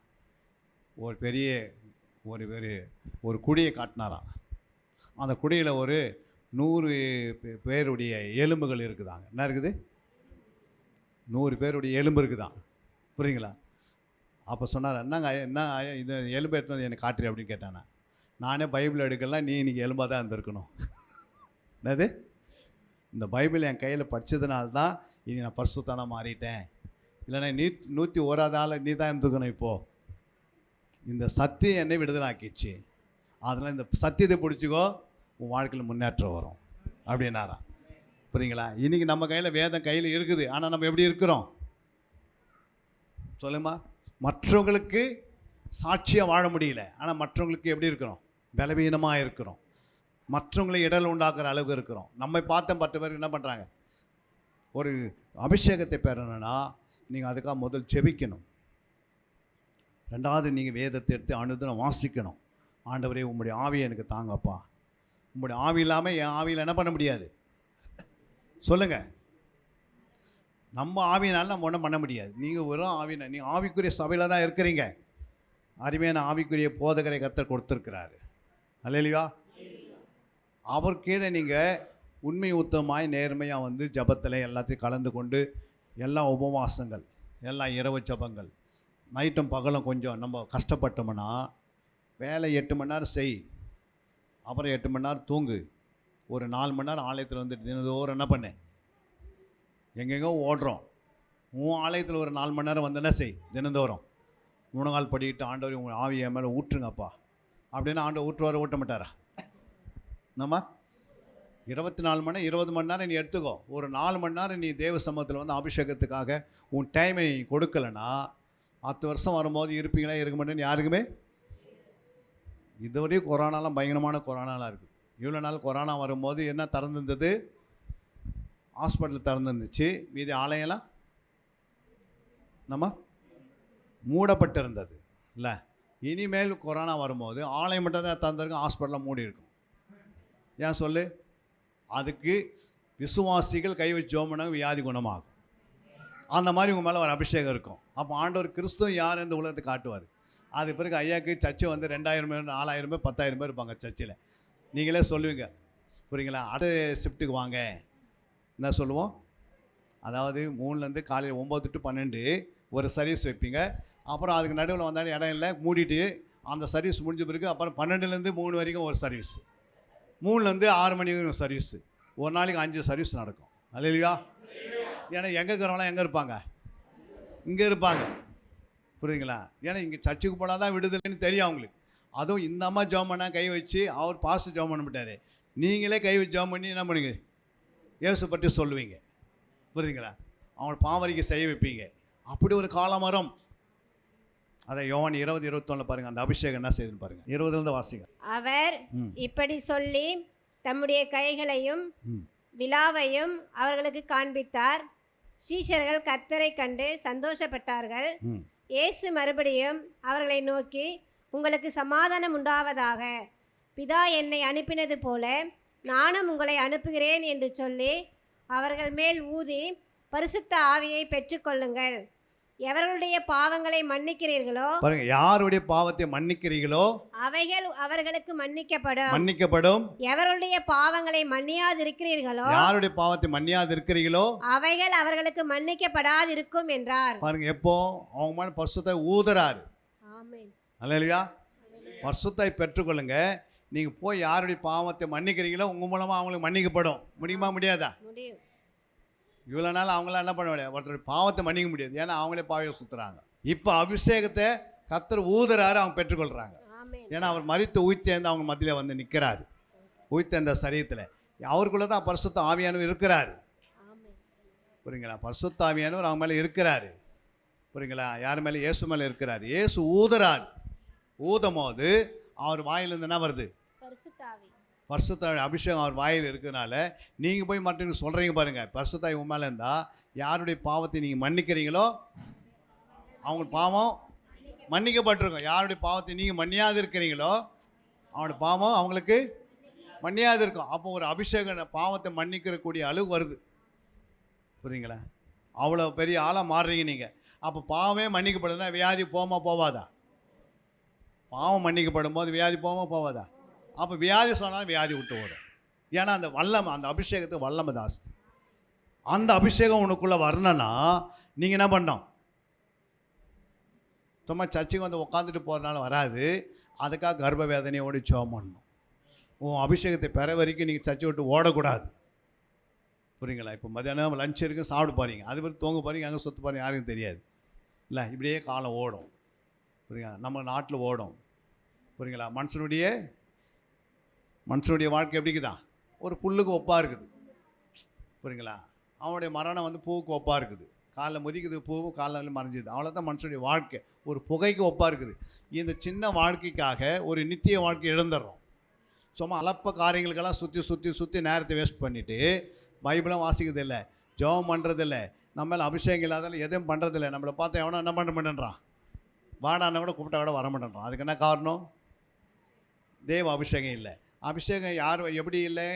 நீங்கள் ஆண்டவர் மேலே ஒரு பசி தாங்க இல்லை, புரியுங்களா? ஜபத்து மேலே ஒரு பசி தாங்க இருந்தால் என்ன பண்ணோம்? ஆவியானவர் உங்கள் மேலே ஊற்றுவாரா ஊட்ட மாட்டாரா?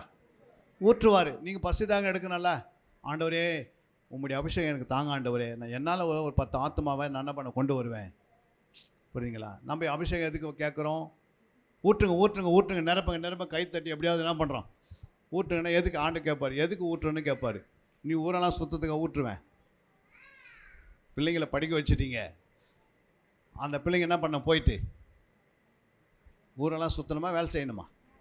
அதுக்கு தான் படிக்க வச்சிங்க. இப்போ ஆண்டவர் அபிஷேகத்தை எது கொடுத்தாரு? ஆத்மா ஆதாயம் பண்ணுவதற்காக, உன்னை காத்துக்களுக்கும் உன்னோடு கூட ஒரு கூட்டத்தை எடுத்துன்னு வருவதுக்கு தான் அபிஷேகம். மற்றவருடைய பாவங்களை மன்னித்து மற்ற விடுதலாக்கி ஆலயத்துக்கு கொண்டு வந்து நிறுத்த தான் யாருடைய கடமை? அந்த அபிஷேகத்தின் வேலை. சும்மா அபிஷேகம் ஊட்டிட்டு அந்த அபிஷேகம் சொல்லும் போதெல்லாம் வேலை செய்யுதில்லை, இல்லையா? அபிஷேகம் சொல்லும் போதெல்லாம் நீ வேலை செய்யலைன்னா அவன் வேஸ்ட்டு தானே. பாருங்கள் அந்த வசனம் வாசிங்க, 2:13, எரேமியா 2:13. என் ஜனங்கள் 2 தீமைகளை செய்தார்கள். அப்போ என் ஜனங்கள் எத்தனை தீமை செய்தாங்க? 2 தீமை செய்து கொண்டு உக்காந்துக்கிறீங்க. இப்போ நீங்கள் அப்புறம் என்னென்ன தீமைன்னு சொல்கிறா பாருங்க. ஜீவ தண்ணீர் ஊற்றாகிய என்னை விட்டு விட்டார்கள். பாருங்க, ஜீவ தண்ணீர் இயேசு தான். யாரு ஜீவ தண்ணீர்? அவர் தான். அந்த ஜீவ தண்ணீர் ஊற்றாகி அவரை விட்டு விட்டீர்கள். தண்ணீர் நிற்காத தொட்டிகளாகிய வெடிப்புள்ள தொட்டிகளை தங்களுக்கு வெட்டி கொண்டார்கள். பாருங்க, தண்ணீர் நிற்காத ஒரு தொட்டி. நீங்க என்ன இருக்கிறீங்க இப்போ? தண்ணீர் நிற்காத தொட்டி. எவ்வளோதான் சபைக்கு வந்தாலும் எந்த மீட்டிங் போனாலும் எது வேணும், எவ்வளோதான் யூடியூப் பார்த்தாலும் என்ன நடக்குது இல்லை, வெறுமையான பாத்திரமாகவே இருக்கிறீங்க. ஏன் அப்படின்னா என்ன, பாத்திரம் எப்படி இருக்குது? வெடிப்பு இருக்குது கீழே, புரியுங்களா? இங்கேருந்து வீட்டுக்கு போகிறதுக்குள்ள அதே கோபம், இங்கேருந்து நீங்கள் வீட்டில் போகிறதுக்குள்ள அதே என்னது சுபாவம். ஒரு மாற்றங்களே இல்லை. சொல்கிறாங்க வீட்டில், நம்ம எதுக்கு தான் நீ சர்ச்சுக்கு போயிட்டு வந்த அப்படின்னு கேட்குறாங்க. நான் என்ன பண்ணுறது அப்படின்றீங்க, நீங்கள் சொல்கிறீங்க, புரியுதுங்களா? வீட்டுக்கு போனால் எப்படி இருக்கணும்? ஒரு வல்லமையோடு போனால் தான். வீட்டில் இருக்கிறோம்னா ஒரு என்ன வரும்? ஒரு அக்னிலேருந்து நுழைஞ்சி வெளியே போனால் எப்படி இருப்பீங்க? எரிகிற அக்னியாக இருக்கணும், இல்லையா? ஒரு பூத்தோட்டத்தில் ஒரு 2 மணி நேரம் சுற்றிட்டு வரீங்க, 3 மணி நேரம் பூத்தோட்டத்தில் மல்லிகைப்பூ பூந்தோட்டத்துக்குள்ளே உள்ள உலாவி வரீங்க. நான் 3 மணி நேரம் உலாவிட்டு வெளியே வந்து எப்படி இருப்பீங்க? உங்கள் மேலே என்ன வரணும்? மல்லிகைப்பூ வாசனை வரணும். ஒரு ஆலயத்தில் 3 மணி நேரம் உட்காந்து வெளியே போனால் என்ன வரல? ஒரு வல்லமை இல்லை உங்கள் மேலே. அதுக்கு என்ன காரணம்? வெடிப்புள்ள தொட்டியாக இருக்குது. உங்கள் தொட்டி என்ன இருக்குது? ஆண்டரையும் விட்டுட்டீங்க, ஜீவ தண்ணீராக ஊற்ற விட்டுட்டீங்க. 2வது வெடிப்புள்ள தொட்டியை ஒன்று நீங்களே தெரிஞ்சுக்கினீங்க. இனிமேல் இப்படி தான் வாழ்க்கை. கிறிஸ்துவனா எப்படி இருக்கணும்? சும்மா போனோம், சர்ச்சில் உட்காந்து பாட்டு பண்ணாங்க, சோத்திரனா சோத்திரம் சொன்னோம், அலையில வேணால் அலையில சொன்னோம், ஜாமன் கண்ணை மூடன்னு சொன்னாங்க, கண்ணை மூடினேன். அப்புறம் காணிக்கு போட சொன்னாங்க, காணிக்கு போட்டேன். அப்புறம் நம்ம அடுத்த வாரம் சண்டே வந்து என்ன இருக்குது? புதன்கிழமை உபவாசம் இருக்குது. ஐயாவுக்கு தான் வேலை இல்லை, எனக்கு நிறைய வேலை இருக்குது அப்படின்னு நம்ம என்ன பண்ணுறோம்? என்னங்க ஐயா, அவருக்கு தான் வேலையே இல்லை, நமக்கு என்ன இருக்குது? அந்த மேய்ப்பரே இல்லைன்னா உங்களுக்கு எது எப்படி இருக்கும்? ஒரு மேய்ப்பன் கண்காணி இல்லைன்னா நீங்களால் என்ன பண்ண முடியாது. அவர் மேய்ப்பனாக இருந்தனால தான் இப்போ என்ன கொண்டு வந்தார். அவர் மேய்ப்பனாக இல்லைன்னா என்ன கொண்டு வந்திருப்பாரா? இந்த பகுதியில் ஏதோ வரீங்களே இல்லையோ அவர் மேய்ப்பனாக நிற்கிறாரு இல்லையா? அதனால் கத்த என்ன பண்ணுறாரு? அவரும் சோர்ந்து போகிற அளவுக்கு நீங்கள் என்ன பண்ணிட்டீங்க? சர்ச்சை விட்டு ஓடுற அளவுக்கு கூட ஒரு சில டைமில் என்ன பண்ணியிருப்பீங்க? பேசியிருப்பீங்க. பிசாசு உங்களை விட்டுருக்குமா? இது சும்மா எதனா பேசினேக்கிறாரு, என்ன பண்ணி இவரை சர்ச்சை மூடுற அளவுக்கு கூட பண்ணுறது பிசாசு என்ன பண்ணுறான்? வகை தேடுகிறான். அவருக்கு எதிர்த்து நின்று போராடி இருப்பீங்க. எதுக்கு நீங்கள் இங்கே இருக்கிறீங்க அப்படின்லாம் சொல்கிறக்கூடிய என்ன இருக்குது? வாய்ப்பு பிசாசு உண்டாக்குவான். ஆனால் நம்ம ஆண்டவருக்குள்ளே ரட்சிக்கப்பட்டிருக்கிறோம். நமக்கு ஆண்டவர் ஒரு நல்ல ஒரு மேய்ப்பனை கொடுத்துருக்கிறாரு. அந்த மேய்ப்பன் ஒரு கண்காணியாக இருக்கிறாரு. அவர் தான் உத்தரவாதம் நமக்கு. அவர் கீழே நம்ம இருந்து கடைசி வரைக்கும் அவரை பின்பற்றுவோம். வாசிங்க அந்த வசனத்தை. எபிரேயர் 13ஆம் அதிகாரம் 7ஆம் வசனம். தேவ வசனத்தை உங்களுக்கு போதித்து. யார் போதிக்கிறது? ஐயா போதிக்கிறார். ஐயா தான் போதிக்கிறார். தேவ வசனத்தை உங்களுக்கு போதித்து உங்களை நடத்தினவர்களை நீங்கள் நினைத்து. அவர் தான் உங்களை நடத்துகிறாரு. அவர் என்ன பண்ண? அடிக்கடிக்கு நினைக்கணும். யாரோ நினைக்கிறீங்க வீட்டில் போனால். அவர் எப்போதான் நினைக்கிறீங்களோ அந்த வாரம் தான் நினைக்கிறீங்க. இன்னைக்கு சண்டே சர்ச்சுக்கு போனால் ஐயா நினைக்கணும் இல்லை? அப்போ அவர் என்ன பண்ண? நீங்கள் நினைக்கணும். மனசில் என்ன பண்ணோம்? நினைக்கணும். பேதுரு ஆண்டவர் சொன்னார், நீ என்னை 3 முறை மறுதலிப்பாய் அப்படின்னு சொன்னார். பேதுரு சொன்னார், நான் மறுதலிக்கவே மாட்டேன்னு. அப்போது ஆண்டவர் சொன்ன அந்த கோழி சேவல் கூவும்போது இயேசு நினை கூர்ந்தானா. என்ன பண்ணானா? நினை கூர்ந்து பண்ணா நடந்தது. மனக்கசந்து அழுதானா. அப்போ நீ அவரை நினைக்கணும், ஐயோ என்னை இப்போது அழகாக என்ன பண்ணுறாரு, என்னை நடத்தின்னு வராரு எங்கள் ஊழியக்காரு. அடிக்கடி அவர் நினச்சின்னா மனக்கடசு ஆகுவீங்க. நீ ஒரு தப்பு சொல்லும் போது கூட அவர் என்னை எப்படி நடத்தினார், நம்ம எப்படி இருக்கிறேன், அப்போ அவரை தான் நினைக்கணும். ஏன் நினைக்கணும்னா அவர் தான் உங்களை என்ன பண்ண போகிறார், இங்கேருந்து கொண்டு போகணும். இல்லைங்க நான் அந்த சர்ச்சிலேருந்து வந்தேன், இந்த சர்ச்சில் வந்து அப்படிலாம் ஆண்டு கேட்பாரா? எங்கே நீங்கள் நாட்டப்பட்டிருக்கிறீங்க அங்கே தான் மரம் என்ன பண்ணோம். ஒரு தக்காளி செடி வைக்கிறீங்க, இங்கேருந்து பிடின்னு போய் அங்கே வைக்கிறீங்க, அப்புறம் அங்கேருந்து பிடிங்க, அங்கே வைத்தா செத்துரும், உயிரோடு இருக்குமா? செத்துரும். ஏன் அப்படின்னா அது என்ன பண்ண, ஒரு இடத்துல தான் நாட்டப்பட்டது. நீங்கள் இங்கே நாட்டப்பட்டாச்சு, இங்கே தான் மரணம் பரிந்து இங்கே உட்காந்துருக்கணும். அப்படிங்களா? கடைசி வரைக்கும் எங்கே இருக்கணும்? எந்த கிளாஸில் போய் விட்டாங்க, ஒன்று ஏ கிளாஸில் விட்டாங்கன்னா ஏ கிளாஸ்லேருந்து நான் டக்குன்னு போயிட்டு என்ன பண்ணுறேன், டி கிளாஸில் உட்காந்துக்கிறேன் அப்படின்னா ப்ரெசென்ட் எங்கே விழும்? எந்த கிளாஸில் உட்கார வச்சாங்க தான். இல்லைங்க உங்கள் மகா என்ன பண்ண போயிட்டு சி கிளாஸில் உட்காந்துக்கிறாங்க, டி கிளாஸில். ஒரு 6 மாதம் பார்த்து டீச்சர் என்ன பண்ணுறாங்க, வீட்டுக்கு ஆள் அனுப்புகிறாங்க, இனிமேல் உங்கள் பிள்ளைங்க வரதே இல்லை ஸ்கூலுக்கு அப்படின்னு. இல்லைங்க நான் டெய்லி அனுப்புகிறேங்க அப்படின்னு. அப்புறம் டெய்லி எங்கே உட்காந்துக்குது போயிட்டு? அப்போ எந்த சர்ச்சிலேருந்து உன்னை ரட்சித்து நடத்தினாரோ அங்கேருந்து தான் நீ பரவாயில்ல போக முடியும், அங்கே தான் நீ பாஸ் பண்ண முடியும், அங்கே தான் உனக்கு அட்டனன்ஸ் விடும், அங்கே தான் ஜீவ புஸ்தகத்தில் பேர் நிலைத்து இருக்கும். கண்ட இடத்துல போகக்கூடாது. எங்கன்னா போகணுன்னா வெளிநாட்டுக்கு போகிறீங்க, இல்லை சென்னைக்கு வேலைக்கு போகிறீங்க, அங்கே தங்குறீங்கன்னா உங்கள் ஃபாஸ்ட்லேருந்து லெட்டர் வாங்கின்னு போகணும். ஐயா நான் வந்து சென்னைக்கு போயிடுறேன், எங்கள் வீட்டோட கல்யாணம் ஆகிடுச்சு எனக்கு, நான் அந்த சர்ச்சில் போயிடுறேன், நீங்கள் என்ன பண்ணுங்க ஒரு லெட்டர் ஒன்று கொடுங்க, அந்த லெட்டர் திரும்பி நான் எங்கே இருக்கணும் அந்த சர்ச்சில் நீங்கள் சொல்லுங்கள் எந்த ஆலயத்துக்கு போனால் அப்படியே கேட்டுங்க. என்ன பண்ணோம் நாங்கள் ஐயா அவர்கிட்ட கேட்டு லெட்டர் வாங்கணும். சில நேரத்தில் பிசாச சபையில் போய் உட்காந்துட்டிங்கன்னு வச்சுங்க, என்ன ஆகும்? ஏற்கனவே பிசாசத்துக்குள்ளே இருக்குது, புரியுங்களா? நீங்களும் பிசாசாக மாறிடுவீங்க. அங்கே நான் ஆண்டு இயேசுவே இல்லைன்னு சொல்லிட்டு போயினே இருப்பாங்க. ஆவியில்லா சபைக்கு போவீங்க. நிறைய ஆவியில்லா சபை இருக்குது சென்னையில், இந்த ஏரியாவில் இருக்குது. பரிசுத்த ஆவியே இல்லைன்னு சொல்கிற சபையெல்லாம் இருக்குது. அங்கே போய் உட்காந்து என்ன ஆகும்? இருக்கிற ஆவி உங்களை விட்டு போயிடும், இல்லையா? அப்போ நீங்கள் உங்களே கற்றுக்கூடாது, உங்கள் மேய்ப்பர்கிட்ட கேட்கணும், நான் இங்கேருந்து வேறு இடத்துக்கு போகிறேன், எந்த சர்ச்சில் போகணும் அப்படின்ட்டு உங்களுக்கு என்ன பண்ணணும், லெட்டர் வாங்கிட்டு போய் அங்கே கொடுக்கணும். யாராவது இந்த சர்ச்சுக்கு வந்தாங்கன்னா நீங்கள் கேட்கணும், நீ எங்கேருந்தம்மா வந்த, எந்த சர்ச்சில் வந்த, எங்கள் சர்ச்சில் என்ன பண்ண விட்டாங்க, அந்த சர்ச்சில் வரவங்களை நீ உட்காந்து கேளு. ஆனால் நிரந்தரமாக இருக்க முடியாது. லெட்டர் வாங்கி வந்தால் தான் என்ன பண்ண முடியும், எங்கள் ஃபாஸ்ட்டு சேர்த்து போடுற அளவுக்கு நீங்கள் இருக்கணும். ஐயோ ஒரு ஆத்மா வந்துச்சு தெரியாது, அங்கேருந்து உங்கள் பிள்ளைங்க பக்கத்து வீட்டில் போய் நைட்டில் படுத்துக்கன்னா நீங்கள் தேடுங்களே தேட மாட்டீங்களே. இல்லைங்க அது எங்கே போட்டோம், எங்கள் வீட்டுக்காக பிறந்தது யாருக்கும் பிறந்துச்சு அப்படின்னு விட்டுருவீங்களா? அப்படி பிறந்தாலும் என்ன பண்ணுவோம், போய் அந்த குழந்தைய தேடுவோம். தேட மாட்டோமா? தேடுவோம். அப்போது நம்ம பிள்ளையை நம்ம தேடி வரும்போது அதே போல் அந்தந்த ஃபாஸ்ட் என்ன பண்ணுவாங்க, அவங்க பிள்ளைங்களை தேடுவாங்க, அலைவாங்க, புரியுங்களா? அப்படி அவங்க தேடி வரும்போது 5 பேர் இந்த சர்ச்சில் உட்காந்துருந்தீங்கன்னா அந்த சாபம் யார் மேலே வரும்? அவர் விடுற சாபம் ஃபஸ்ட்டு அந்த 5 பேர் மேலேயும் வரும், சேர்த்து பாஸ்ட் மேலேயும் வரும். வருமா வராதாம்மா? வரும்.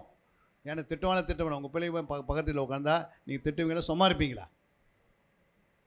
சொல்லுங்கம்மா. உங்கள் பிள்ளைய கொடுக்க மாட்டேன்றாங்க, போலீஸ் ஸ்டேஷனில் போகிறீங்க, இல்லை எங்கள் வீட்டுக்கு வந்தாச்சு, அது ஒரு 5 வருஷம் ஆயிடுச்சு, இப்போ எங்கள் வீட்டில் தான் இருக்குன்னு சொன்னாடி ஏற்றுப்பீங்களா? நீங்கள் கண்டுபிடிச்சிட்டிங்க பிள்ளையை, இப்போ என்ன பண்ணுவீங்க? அப்போ இதெல்லாம் உங்களுக்கு ஞானமாக செய்யணும். நம்ம சர்ச்சை நிரம்பி வழினா நீங்கள் தான் ஆடு, நீங்கள் தான் என்ன பண்ணிக்கணும், குட்டி நீங்கள் தான் யார் போடணும்? மேய்ப்பெண் குட்டி போடுவாங்களா, ஆடு குட்டி போடுமா? நீங்களாம் ஆடாக இருக்கிறீங்களா, மேய்ப்பனாக இருக்கீங்களா? இப்போ ஆடு எவ்வளோ பேர் கொண்டு வந்துக்கிறீங்க? ஐயா எவ்வளோ பேருக்கு வந்துக்கிறீங்க? ஒரு வருஷத்தில் எத்தனை பேர் வராங்க உங்கள் மூலமாக சர்ச்சுக்கு? நீங்களே கஷ்டப்படுறீங்களா? உங்கள் மூலமாக சர்ச்சுக்கு வந்துக்கிறாங்களா? புதிய ஆத்மா உங்கள் மனைவி வந்துக்கிறாங்க, பிள்ளைங்க, உங்கள் குடும்பம் வந்துடுச்சு. ஆனால் இப்போ உற்றா உறவினர் யாரும் வரல, ஆனால் சொந்த பந்தம் இருக்கிறாங்க இந்த ஊரில். அவங்கள கொண்டு வரதுக்கு என்ன பண்ணணும்? நீங்கள் ஜெபிக்கணும். ஆண்டவரே எங்கள் சொந்தத்தில் எங்கள் அண்ணன் இருக்கிறாரு, அவர் பயங்கரமான ரவுடியாக இருக்கிறாரு, அல்லேலூயா, அவர் பயங்கரமான வியாபாரியாக இருக்கிறாரு, பெரிய பணக்காராக இருக்கிறாரு, அவரும் எங்கள் சர்ச்சுக்கு கொண்டு வாங்கப்பா அப்படின்னு நீங்கள் முழங்கால் படிக்கிட்டு ஆலயத்தில் வந்து ஜெபம் பண்ணிங்கன்னா கர்த்தர் என்ன செய்வார்? அண்ணனோட ஆண்டவர் பேசுவார், அவர் தான் ரட்சிப்பார். ரட்சிக்கப்படுகிறவர்களை அந்த விசுவாசி கொண்டு சேர்த்தானுக்குதா, ரட்சிக்கப்படுற கர்த்தர் கொண்டு சேர்த்தானுக்குதா? நீங்கள் விதைக்கிற வேண்டும் உங்களுடைய வேலை. ஜெபன்றது ஒரு விதை, வசனன்றது ஒரு விதை, அதை நீங்கள் விதைக்கணும். விலை சேர்க்கிறவர் கர்த்தர், அவர் தான் கொண்டு வருவார். நீங்கள் அவருக்காக நீங்கள் ஜெபம் பண்ணி ஆகணும், அல்லேலூயா. அப்போ எது வரைக்கும் ஜெபம் பண்ணணும்? அவன் ரட்சிக்கப்படுற நாள் வரைக்கும் ஜெபம் பண்ணணும். ஜெபிக்கிறவங்க மறித்து பரலோகத்துக்கு போயிடுவாங்க. ஆனால் ஜெபம் ஒரு நாள் மறிக்காது. அது அவங்கள ரட்சித்து உங்கள் பக்கத்தில் கொண்டு வரும். ஒரு நாள் உங்கள் அண்ணனை நீங்கள் பார்ப்பீங்க, உங்கள் பெற்றவங்களை பார்ப்பீங்க. அந்த இலைப்பாறுதல் போகும்போது அங்கே நீங்கள் போய் படுத்துருப்பீங்க இலைப்பாறுதல். இப்போ உன்னுடைய பின்னாடி சந்ததியில் உங்களுடைய பேர பிள்ளைங்களாம் வந்து ரட்சிக்கப்பட்டு சபைக்கு வந்திருப்பாங்க. ஒரு நாள் அவங்களுக்கு மரணம் சந்திக்கும் போது, அவங்க வயசாகி மரணம் போது, அவங்களும் உங்கள் பக்கத்தில் தான் என்ன பண்ணிப்பீங்க? உங்கள் பக்கத்துக்கு இருக்கிற பெட்டில் அவங்க படுப்பாங்க வந்து. அல்லேலூயா. உங்கள் கண்ணு பார்க்கும், உங்கள் கண்ணு மட்டும் பார்க்கும் யார் வராங்க இலைப்பாறுதல்னு. ஆனால் பேச தான் முடியாது. ஏன்னா ஆவி யார்கிட்ட இருக்குது? தேவங்கிட்ட இருக்குது. ஆத்மா இலைப்பாறுது, சரீரம் பூமியில் அடக்கம் பண்ணி வச்சுருக்கு. அப்போது அவங்கள நீங்கள் பார்ப்பீங்க. அது இலைப்பாருக்கு என்ன சொல்லுவோம் இங்கிலீஷில்? நம்ம சொல்லுவோம் இலைப்பாறுதுக்கு ரெஸ்ட்டுன்னு சொல்லுவோம். அப்போது நீங்கள் வந்து வேலைக்கு போயிட்டு வந்தீங்க, புரியுங்களா? வேலைக்கு போயிட்டு வந்தால் ரெஸ்ட் எடுப்பீங்களா, தூங்குவீங்களா? நீங்கள் ஓய்வுன்னு கொடுக்குறாங்க, டீ டைம்னு கொடுப்பாங்க. சில இடத்துல வேலையில் வந்து 1 மணி நேரம் டைம் கொடுக்குறாங்களே இல்லையா? அப்போ என்ன பண்ணுவீங்க? தூங்குவீங்களா, ரெஸ்ட் எடுப்பீங்களா? ரெஸ்ட்னா என்ன? பேச தான் மாட்டீங்க. மீதெல்லாம் என்ன பண்ணுவீங்க? வரவங்க போகிறதெல்லாம் தெரியும். தெரியுமா தெரியாது? அந்த மாதிரி ரெஸ்ட், அப்படியே ரெஸ்ட் அண்ட் பீஸ், RIPன்னு போடுறோம்ல, ரெஸ்ட் அண்ட் பீஸ். சமாதானத்தோடு போய் இளைப்பாறுவார். ஆரம்பம் எப்படி இருக்கும்? அற்பமாக இருந்தது. அந்த மரணத்தினுடைய முடிவு ஒரு இளைப்பாறுதல். பரிபூரணமாக அவங்களுடைய அடக்க ஆராதனை பரிபூரணமாக இருக்கும். புரியுங்களா? நீங்கள் உயிர் உங்கள்கிட்ட போகும்போது, புரியுங்களா, சொல்கிறாரு யோபு சொல்கிறாரு, ஆரம்பம் அற்பமாக இருந்தது, முடிவோ. அப்போ யோபு மரிக்கும் போது அவருடைய வாழ்க்கை எப்படி இருந்தது? சம்பூரணமாக இருந்தது. நீங்கள் மரிக்கும் போது உங்களுடைய வாழ்க்கை எப்படி இருக்கணும்?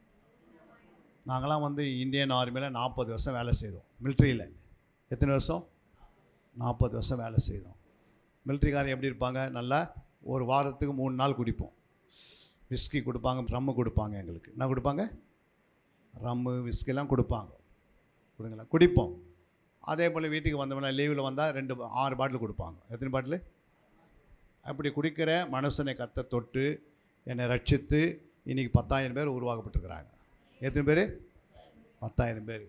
புரியுங்களா? ஒரு மாதத்துக்கு கிட்டத்தட்ட பார்த்தீங்கன்னா எப்படி இருந்தாலும் ஒரு ஊழியர்களுக்கு ஒரு 30, 50, 60, 100 ஊழியர்கள் கூட என்னுடைய சத்தியத்தை பேசியிருக்கிறோம். ஆண்டவர் கொடுத்த அந்த சத்தியத்தை அந்த ஊழியர்கள் மத்தியில் போய் பேசுகிறோம். அவங்க சபையை போய் நல்லா நடத்தணும் அப்படின்னு. அல்லேலூயா. ஏன் வச்சிருக்கிறாரு சொல்லுங்கள்? சத்தியம் ஒரு நாள் என்ன பண்ணாது? மறைஞ்சிருக்காது. மலை மேலே இருக்கிற பட்டணம் மறைஞ்சிருக்காது. அது என்ன செய்யும்? உங்கள்கிட்ட வெள்ளம் தான் என்ன பண்ணோம்? வெள்ளம் இங்கே வச்சுன்னுக்கிறீங்க, வெள்ளம், டீ போடுற வெள்ளம். அது இங்கே வச்சுட்டிங்கன்னா பாய் மேலே வச்சா என்ன நடக்கும்? வரும். நீங்களே போய் கூப்பிட்டு வரீங்க, எல்லாம் வாங்கப்பா லைன் கட்டிக்கணும் அப்படின்னு. அதுமாதிரி சத்தியங்கிறது தான் அந்த மக்கள்கிட்ட ஆட்களை வந்துடும். அபிஷேகத்தில் ஆட்கள் என்ன பண்ணோம்? தானவே வருவாங்க, உன்னை தேடி வருவாங்க. ஏன்னா அபிஷேகம் மற்றவங்களை இழுத்து கொண்டு வரும். அபிஷேகம் இல்லாதனா நீங்களே ஓடுறீங்க. சர்ச்சைனாவே சண்டேனா கூட சில நேரத்தில் கஷ்டமாக இருக்குது சர்ச்சைக்கு போகிறதுக்கு. உபவாசம்னா அதோடய கஷ்டமாக இருக்குது. இரவு ஜெபம் சொன்னால் இன்னும் அதுக்குள்ளே நாளைக்கு வேலைக்கு காலையில் போனால் யார் போகிறது அப்படின்னு. நாங்கள் 6 மணிக்கு வரைக்கும் இரவு ஜெபத்தை பண்ணி நைட் சாயந்தரம் 6 மணிக்கு ஆரம்பித்து காலையில் 6 மணிக்கு முடிச்சிட்டு பிறகு மறுபடியும் 7 மணிக்குள்ளே வேலைக்கு போயிட்டோம். 1 ஹவருக்குள்ளேயே. புரியுங்களா? இந்த சரீரத்தை நீ எப்படி உங்கள்கிட்ட தான் இந்த சரீரத்தை கொடுத்துருக்கிறார். இந்த சரீரத்தை உத்தரவாதம் இயேசு கிறிஸ்து உங்கள் மேய்ப்பர். இதில் அவர் அல்லாமல் மரணம் வராது, அவர் அல்லாமல் ஒரு வியாதி வராது. அவர் சொன்னால் தான் உனக்கு வரும். ஏன்னா எல்லாமே யாருக்கிட்ட இருக்குது? உன்னை ரட்சித்த நம்ம ரட்சித்த ஆண்டவர்கிட்ட தான் எல்லாம். நம்ம மரணம் எல்லாம் அவர்கிட்ட தான் இருக்குது. அல்லேலூயா. அந்த வார்த்தை வாசிங்க. 2:6 இருக்குது பாருங்கள். யோபு 2:6. அப்பொழுது கர்த்தர் சாத்தானை நோக்கி, இதோ அவன் உன் கையில் இருக்கிறான், ஆகிலும் அவன் பிராணை மாத்திரம் தப்பவிடு என்றார். அப்பொழுது சாத்தான் கர்த்தருடைய சந்நிதியை விட்டு புறப்பட்டு யோபின் உள்ளங்கால் தொடங்கி அவன் உச்சந்தலை மட்டும் கொடிய பற்களால் அவனை வாதித்தான். பாருங்க, உயிரை மட்டும் என்ன பண்ண? தப்ப விடு. என்ன சொல்றாரு? உயிரை மட்டும் தப்ப. அவன் உயிரை அவனால எடுக்க முடியும், ஆனா ஆண்டவர் சொல்லாம எடுக்க முடியாது. ஆமென். அவன் உத்தமனா இருக்கிறான், அவன் மேல அபிஷேகம் இருக்குது. அப்போ உயிர் யாருக்கிட்ட இருக்குது? கர்த்தருடைய கரத்தில். ஆனால் அவனால் எடுக்க முடியும் பிசாசால.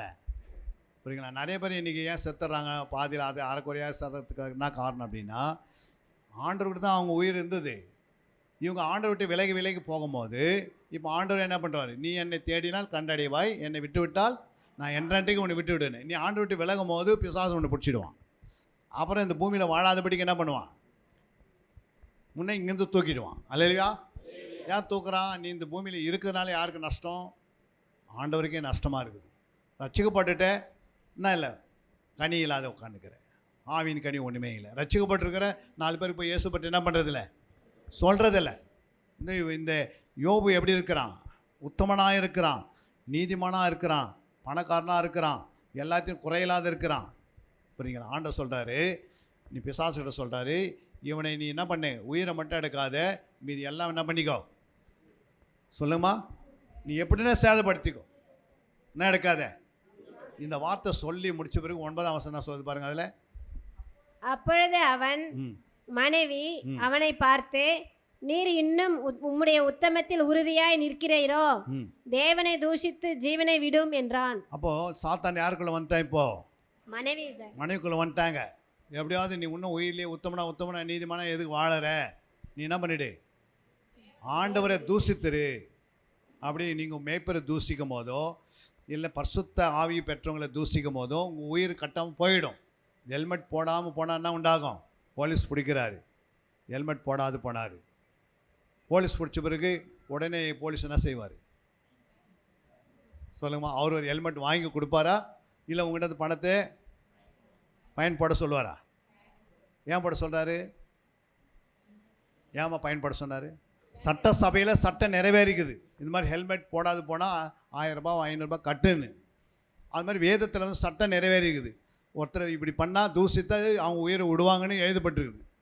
சட்டம் நிறைவேறிச்சு. அந்த சட்ட புத்தகத்தை நம்ம என்ன பண்ணல, வேதத்தை நீங்கள் வாசிக்காதனால தெரியாது யாரையும் தூசித்துறீங்க. ஒரு ஊழியக்காரை தூசித்துறீங்க, தேவையில்லாத யாரோ தூசிக்கிறீங்க, இல்லை யாராவது என்ன பண்ணுறீங்க, அபிஷேகம் பண்ண தூசித்தா உயிர் போமா போவாதா? அவங்களுக்கு போயிடும், சீக்கிரமாக பலவீனம் வந்து போயிடுவாங்க. ஏன்னா சட்டத்தை நீங்கள் புத்தகம் என்ன பண்ணல, நீங்கள் பார்க்காதனால உயிர் யார் போகிறதுக்கு காரணம். நீங்கள் வேதத்தை நல்லா வாசித்திருந்தா பிள்ளைகள் பெற்றோர் கீழ்ப்படியணும் அப்படின்னு போட்டிருக்குது இல்லை? கீழ்ப்படியலன்னா நடக்கும், பிள்ளைகள் பெற்றோர் கீழ்ப்படியலன்னா நடக்கும். எபேசியர் 6ஆம் அதிகாரம் 1ஆம் வசனம் 2ஆம் வசனம். பிள்ளைகளே உங்கள் பெற்றோருக்கும் கர்த்தருக்கும் கீழ்ப்படியுங்கள், இது நியாயம். உனக்கு நன்மை உண்டாயிருப்பதற்கும் பூமியிலே உன் வாழ்நாள் நீடித்திருப்பதற்கும் உன் தகப்பனையும் உன் தாயையும் கனம் பண்ணுவாயாக என்பதே இப்படின்னு ஆண்டவர் என்ன பண்ணிட்டாரு, வாக்குத்தத்தம் உள்ள முதலாவது கற்பனை சட்ட புத்தகத்தில் எழுதி வச்சுட்டாரு. இப்போ பிள்ளைகள் வந்து பெற்றோருக்கு கீழ்ப்படியலை, நாமோ ஒன்று நன்மை வர நன்மை என்ன பண்ணிடும்,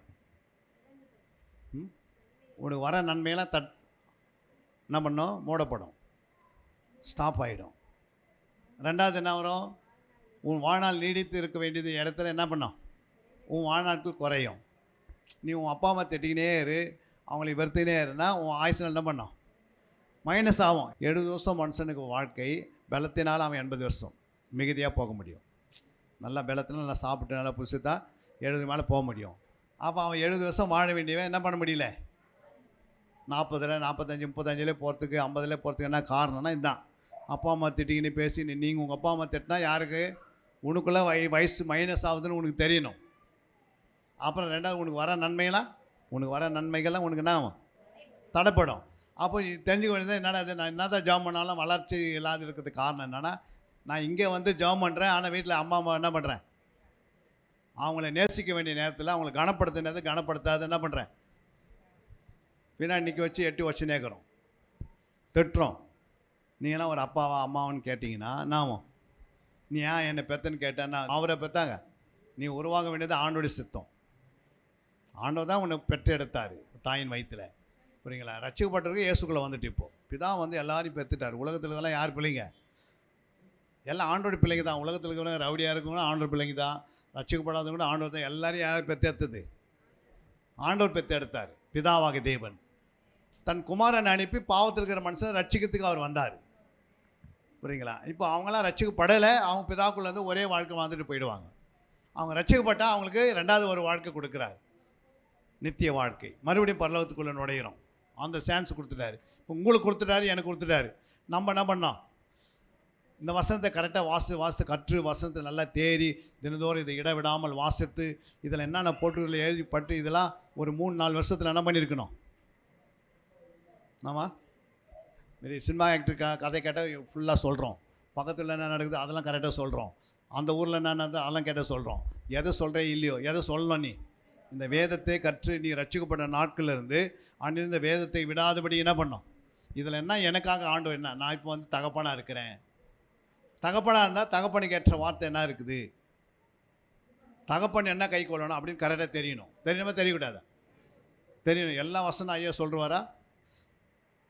உன் மெய்ப்பன் தான், எல்லாத்தையும் சொல்ல முடியாது. முடியுமா? இதில் இருக்கிறதெல்லாம் மெசேஜ் கொடுக்கணும்னா கிட்டத்தட்ட ஐயாவுக்கு ஒரு 200 வயசு இருந்தால் தான் என்ன பண்ண முடியும். அவர் 200 வருஷம் சபையில் இருந்தால் தான் சொல்ல முடியும். என்னங்க ஐயா?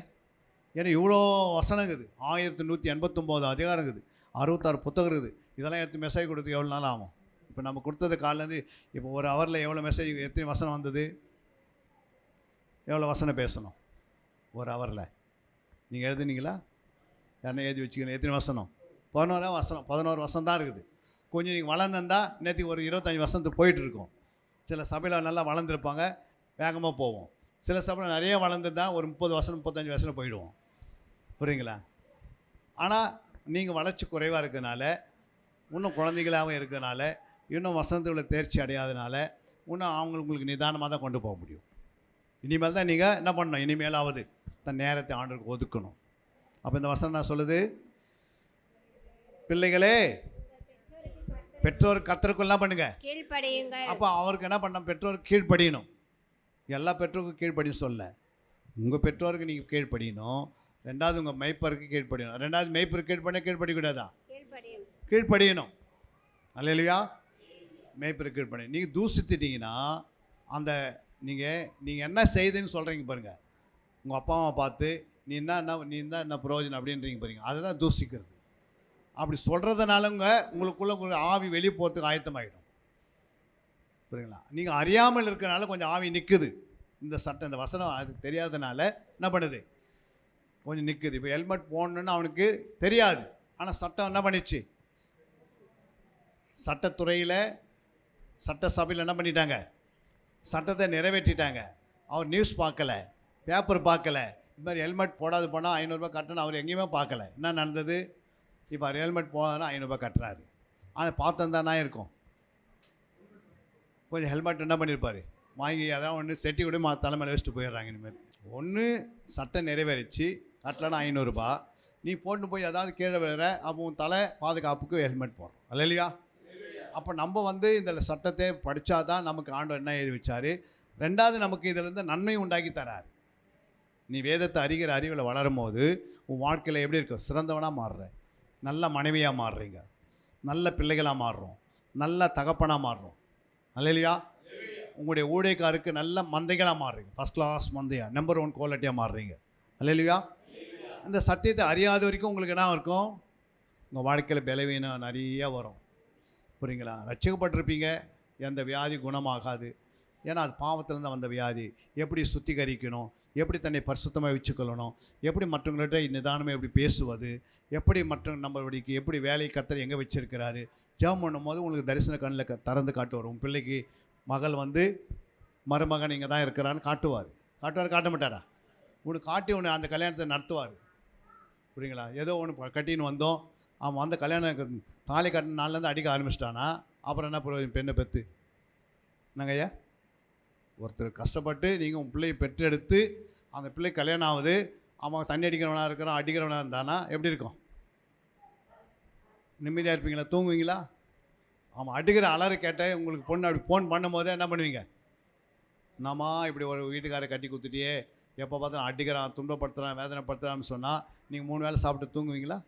தூங்க மாட்டீங்க. அப்போ நீங்கள் கத்தருக்குள்ளே இருக்கிறதுனால நீங்கள் ஜெபம் பண்ணி, ஆண்டவரே எனக்குன்னு ஒரு குழந்தைய கொடுத்து, நீ தான் கொடுத்துட்டு அந்த பிள்ளையை, அந்த பெண் பிள்ளையை அது இது வரைக்கும் படிக்க வச்சது நீர் தான் ஆண்டவரே, இனிமேல் என்ன பண்ணுங்கள் ஆண்டவர், உம்முக்கு ஏற்ற உம்முடைய இருதயத்துக்கு ஏற்ற ஒரு மகனை என்னுடைய மகளுக்கு தாங்க ஆண்டவர். நீ வந்து முழங்கால் படிட்டு அண்ணாவில் போல ஜெபம் பண்ணால் கர்த்தர் ஜெபத்தை கேட்பார். அல்லையா? நீங்கள் என்ன பண்ணுறீங்க? ஏதாவது பேப்பரில் வந்தது, ஒரு ஆள் அங்கே பஸ்ஸில் போனேன், அவங்க அப்பா அந்த ஐயா பார்த்தேன், ஒரே 2 நாளில் பேசியிருப்பீங்க. பஸ்ஸில் போகும்போது உட்காரும்போது, ட்ரெயினில் போகும்போது அவங்கள கேட்ட அந்த ஆளை கொண்டு வந்து கல்யாணம் பண்ணிட்டேன். புரியுங்களா? யாரோ ஒருத்தர் புரோக்கர் சொன்னான்னா அவன் சொன்ன மாதிரி போய் பொண்ணு எடுத்துட்டீங்க, இல்லை பையனை எடுத்துட்டீங்க. வாழ்க்கையில் யார் கஷ்டம் சொல்லுங்கம்மா? அந்த பிள்ளைக்கே கஷ்டம், உங்களுக்கும் கஷ்டம்.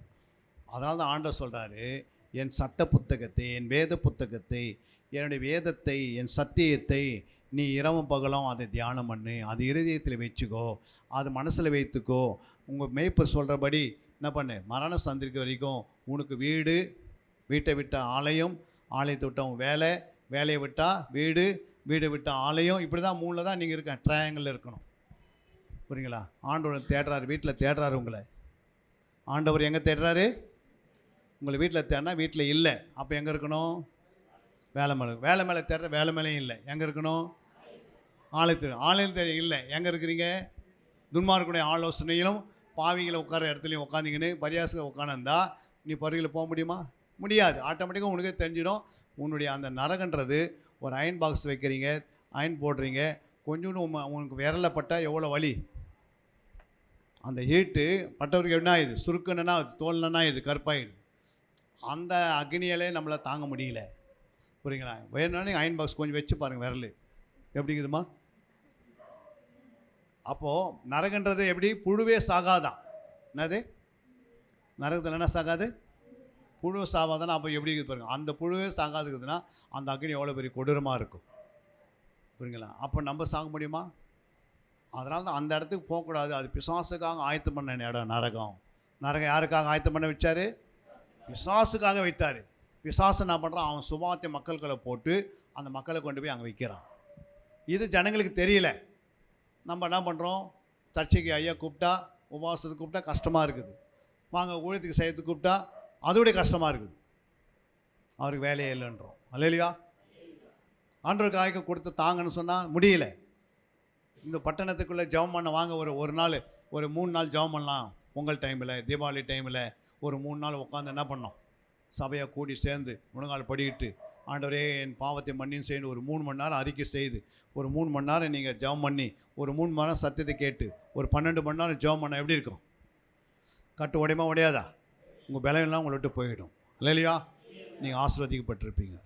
நீங்கள் ஆசீர்வதிக்கப்படும் போது மக்கள் பார்ப்பாங்க, எப்படிம்மா இந்த அம்மா இப்படி இருந்தாங்க, இப்படி வளர்ந்துட்டாங்க, இவ்வளோ பரிசுத்தமாக பேசுகிறாங்க, நிதானமாக பேசுகிறாங்க. மாமியார்கிட்ட பேசும்போது என்ன பேசணும்னு ஆண்டு சொல்லுவார். மருமகன்கிட்ட பேசணும் என்ன பேசணும்னு சொல்லுவார். உங்கள் பிள்ளைங்கிட்ட பேசணும் என்ன பேசணும். பக்கத்தில் பேசணும் எப்படி? ஆவியானவரே பேசுவார். நீங்கள் எதுவும் என்ன பண்ண தேவையில்ல, பேச தேவையில்ல, கரெக்டாக பதில் கொடுப்பீங்க. அப்போ உங்களை பார்க்குறவங்க என்ன ஆகுது? என்னமா இருக்குது? ஓ இவங்க கிறிஸ்துவங்க, அதனால தான் போய் பேச மாட்டேன்றாங்க. கிறிஸ்துவங்க சண்டை போட மாட்டாங்க, கிறிஸ்துவங்க கடன் வாங்க மாட்டாங்க, கிறிஸ்துவங்க என்ன பண்ண மாட்டாங்க, மற்ற கோல் சொல்ல மாட்டாங்க, கிறிஸ்துவங்க என்ன பண்ண மாட்டாங்க சொல்லுங்கம்மா, கீழ்ப்படியாத அவங்க எல்லாத்துலேயும் கீழ்ப்படிவாங்க அப்படின்னு உங்களுடைய சுபாவத்தை பார்த்து வேலை மேலே மனம் திரும்புவாங்க. உன்னை தேடி ஒரு கூட்டம் வருமா வராதா? ஓ இவர் ஐயா வந்து உண்மையாக இருக்கிறார், லஞ்சம் வாங்குறதில்ல, லஞ்சம் கொடுக்கறதில்ல, லேட்டாக வர மாட்டார், அவர் பர்ஃபெக்டாக ஒரு வேலையில் இருப்பார். அங்கே போனால் பேர் எப்படிக்குது? அவருங்களா? அவர் என்ன பேர்? பயணிங்க, பயணின்றவங்க யாருமே இல்லை அப்படின்றாங்க. எப்படி இருக்கும்? அங்கே போய் கிறிஸ்து பேர் நீங்கள் சொல்லுவீங்க, ஞானஸ்தான பேர் எடுத்து, அங்கே என்ன பேர் இருக்குது?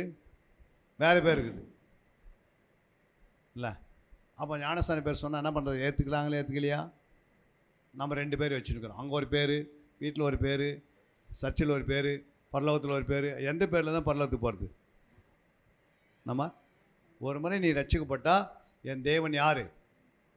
சர்வ வல்லவர், சர்வ வியாபி, சர்வ ஞானி. அவர் பிள்ளை நான். இந்த பூமி அவருடையது, வானம் அவருடையது, சிங்காசனம் அவருடையது, பூமி பாதம் அவருடையது, எல்லாமே அவருடையதுன்னு சொல்லியிருக்கிறாரு. அவருக்கு பிள்ளையாக இருக்கிறவங்க நீ யாருக்கு வந்து பயப்பட வேண்டிய அவசியமே கிடையாது. உன் பேர் அப்படியே சொல்லலாம். நம்ம மாற்றி சொல்ல வேண்டிய அவசியமே இல்லை. இருக்கா? சொல்லுங்கள். என் இருதயத்துக்கு ஏற்றவனா, நீங்கள் அவருடைய இருதயத்துக்கு ஏற்றவனா மாறணுன்னா நம்ம மாற்றி மாற்றி சொல்ல வேண்டிய அவசியம் இல்லை. என் பேர் தேவசகாயனா, வேலை மேலே தேவசகாயம் தான், பரலோகத்துலையும் தேவசகாயம் தான். அங்கே ஒரு பேர் இங்கே ஒரு பேர் வச்சு என்ன பண்ண போகிறோம்? ஏமாத்தின்னு ஜனங்களை. அல்லையா? தப்பான காரியத்துக்கு நம்ம என்ன பண்ணக்கூடாது. ஒரே வாழ்க்கை உண்மையாக வாழணும். ஒரே வாழ்க்கை. ஒரு புருஷனுக்கு இன்றைக்கி மனைவினா எல்லாவற்றையும் கீழ்ப்படிந்து ஆகணும். அவன் எப்படியாப்பட்டனா இருக்கட்டும், என் வேலை என்னென்னா நான் ஆண்டோடைய பிள்ளை, நான் என் கணவனுக்கு எல்லாவற்றையும் கீழ்ப்படிவேன். எனக்கு மனைவி ஸ்தானம் ஒரு முறை தான் ஆண்டு கொடுத்தாரு, அடிக்கடி கொடுக்க போகிறாரு, வருஷம் வருஷமாக கொடுக்க போகிறாரு, கொடுப்பாருங்களே. இந்த ஒரு வாழ்க்கை தான். இந்த வாழ்க்கையில் நான் எப்படி வாழணும்? எப்படி வாழணும்?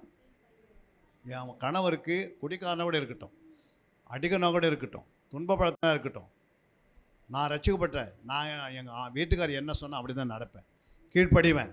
என் கீழ்ப்படிதல் அவருக்கு கண்டு அவர் நாள் ரட்சிக்கப்படுவார். புரியுங்களா? உன் கீழ்ப்படிதல் அவர் பார்த்தா என்ன பண்ணுவார் பாருங்க. இவ்வளோ அடி அடித்தாலும் என் மனைவி என்ன பண்ணல, எதிர்த்து பேசலை, இவ்வளோ அமைதியாக இருக்கிறாங்களே. ஒரு வீட்டுக்காரு தன்னுடைய மனைவியை அடித்து தன்னுடைய ரத்தம் ஒரு சொட்டு விழுந்த பிறகு அந்த பூனைக்குட்டிக்கு என்ன பண்ணுவார், அந்த ரத்தத்தை குடிக்க வைப்பார். இப்படி ஒவ்வொரு நாளும் செய்தினே வந்தார். அந்த அம்மா அடியை வாங்கிட்டு போய் ரூமில் கதை பூட்டிக்கின்னு அவங்க முழங்கால் படிட்டு ஜெபம் பண்ணுவோம். ஆண்டவரே, என்னுடைய கணவர் உம்முடைய ரத்தத்தை சிந்தி என்னை ரட்சித்தாய், என் ரத்தத்தை சிந்தி என் கணவர் ரட்சிக்கப்படணும் அப்படின்னு அவங்க ஜெபம் பண்ணுறாங்க. ஓன்னு கத்தி கத்தி ஜெபம் பண்ணுவாங்களாம். இவருக்கு ஒரு நாள் டவுட் ஆயிடுச்சு, இவர் அடிக்கடிக்கும் ரூமை பூட்டின்னு உள்ளே ஏன் போகிறாங்க அப்படின்ட்டு அந்த துறவத்தில் கதவில் ஒரு சந்து இருக்குல்ல, துறவத்தில் அதில் எட்டி பார்த்தாங்க. கல்லை வச்சு பார்த்தா காதை விட்டு கேட்டால் என்ன நடக்குது, என் வீட்டுக்காரு பரலோகத்துக்கு வரணும், என்னை எவ்வளோ அடி அடித்தாலும் ரத்தம் சிந்தினாலும் பரவாயில்ல, அவர் பூனைக்குட்டி என் ரத்தத்தை கொடுத்தாலும் பரவாயில்ல, நீ எனக்காக கொடுத்த ரத்தம், என் ரத்தம் சிந்தினாலும் என் கணவர் ரட்சிக்கப்பட்டு பரலோகத்துக்கு வரணும்னு சொல்லி கர்ப்ப வேதனையோடு ஜெபம் பண்ணுவாங்க, அழுது புலம்பி. இதை கேட்ட ஒரு 5 நிமிஷம் தான் கேட்டாராம் அவர். புரியுங்களா? அப்புறம் அந்த அம்மா ஜெபம் பண்ணி வெளியே வந்தால் அவங்க வீட்டுக்காரர் கீழே சுருண்டு விழுந்து கிடக்கிறாராம். கீழே தட்டி எழுப்பி என்னங்க இங்கே விழுந்து கிடக்குதுன்னு கேட்டால், இனிமேல் நான் நானே புரியுங்களா உன்னை அடிக்கவே மாட்டேன். அல்லேலூயா. நீ ஜெபம் பண்ணதை நான் கேட்டுட்டேன், என் உள்ள உடஞ்சிச்சு, இனிமேல் நான் குடிக்க மாட்டேன், இனிமேல் நான் என்ன பண்ணுவேன், என் வேலை கூட எனக்கு தேவையில்லை, நான் ஆண்டவருக்காக ஊழியம் செய்யணும்னு சொல்லி அவர் ஊழியக்காரர் ஆகிட்டார். அந்த அம்மா அப்படி ஜெபம் பண்ணல அடி வாங்கி வீட்டுக்கு ஓடிந்தா, அவங்க வீட்டுக்கு ஓடிந்தா அந்த ஆள் ரட்சிக்கப்பட்டிருப்பாரா? இல்லை ஊரெல்லாம் போய் சொல்லியிருந்தேன் எங்கள் வீட்டுக்காரர் அடிக்கிறாருன்னு சொல்லி மனம் திருப்பாரா? அந்த அம்மாக்குள்ளே இயேசு ரத்தம் இருந்ததுனால அந்த ரத்தத்தை சொல்கிறாங்க. அல்லேலூயா. அன்றைக்கி ஆபேலுடைய ரத்தம் பேசுறது போல் இயேசு ரத்தம் இன்ன வரைக்கும் பேசுது. நீங்கள் ஆண்டவருக்கு உண்மையாக சாட்சி அந்த கீழ்ப்படையில் இருந்தனால அந்த வீட்டை ரட்சிப்பட்டு, எங்கள் மாமியாருக்கு நான் தாயை போல் நேசிப்பேன் அப்படின்னு நீங்கள் சொல்லணும். சொல்கிறீங்களா?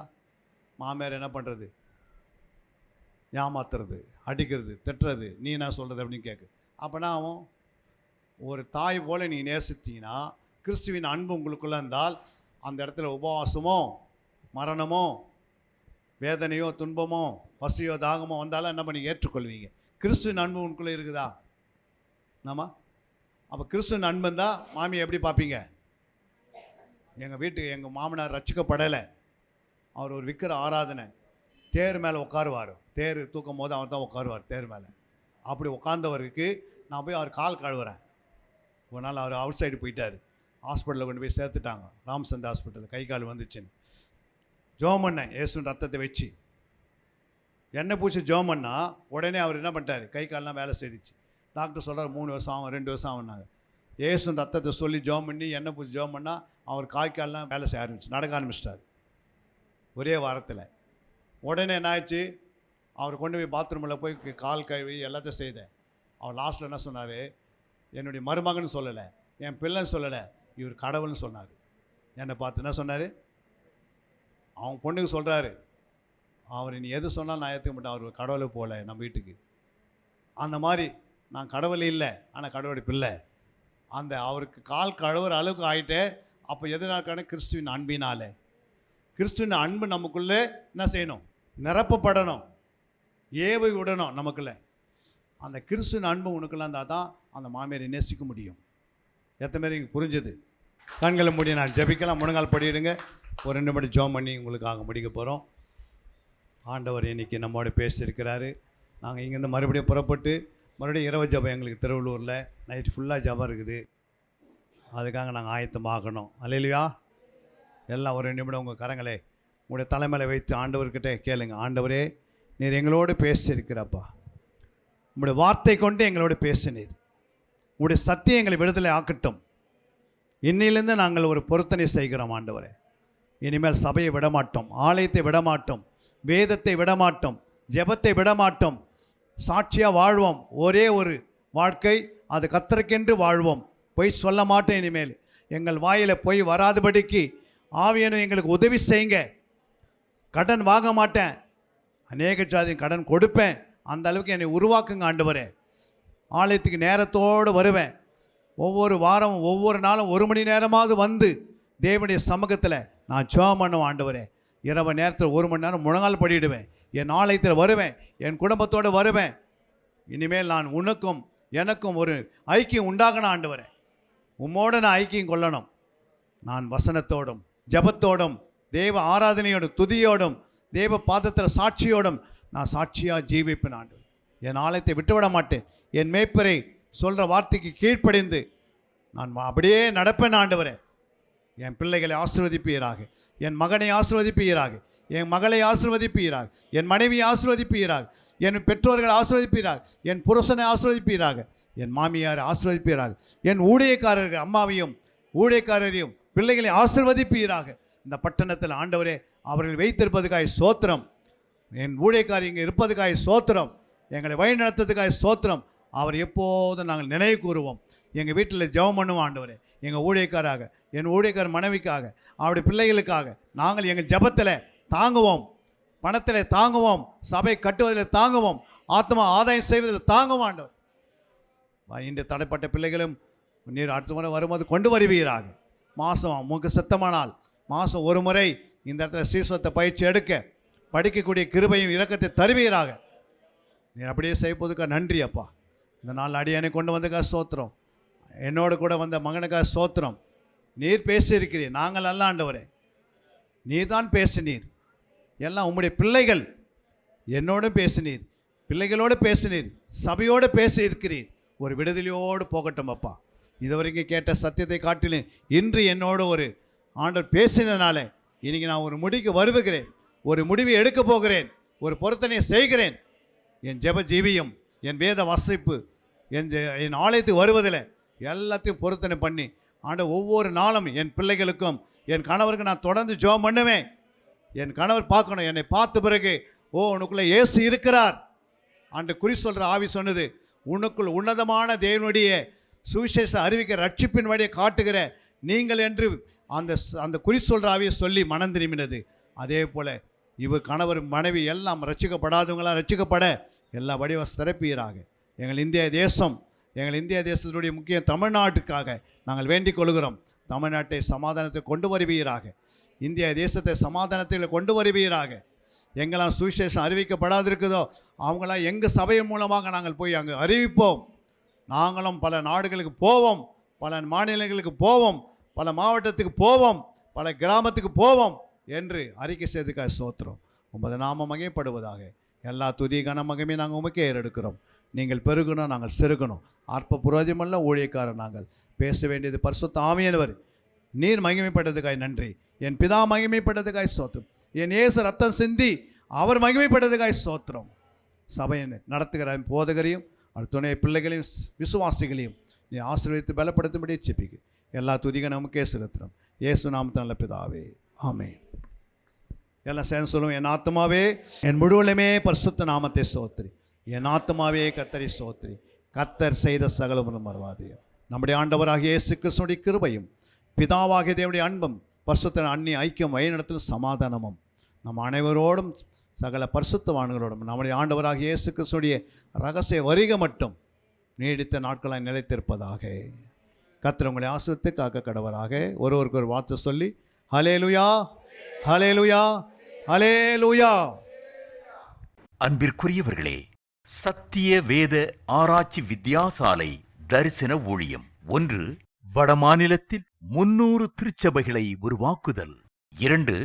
மாதம் ஒருமுறை எழுப்புதல் உருவாக்கும் எழுப்புதல் கூட்டம். 3. ஊழியர்கள், சபை தலைவர்கள், சுவிசேஷர்களுக்கென கருத்தரங்கு, அதாவது சத்திய வேத ஆராய்ச்சி நேரம். 4. டிவி ஊழியம். 5. பத்திரிகை ஊழியம். 6. CD DVD ஊழியம். 7. பவர் கேம்ப் அக்னி அபிஷேக முகாம். 8. உபதேச ஆராய்ச்சி கருத்தரங்கு ஊழியம். 9. நலிந்த குழந்தைகள் இல்லம். 10. 24 மணி நேர ஜெப மையம். 11. சத்திய தேவ ஆராய்ச்சி கல்லூரி. 12. சிறுவர்கள் உருவாக்கும் ஊழியம். 13. மருத்துவ முகாம். 14. ஜெயில் ஊழியம். 15.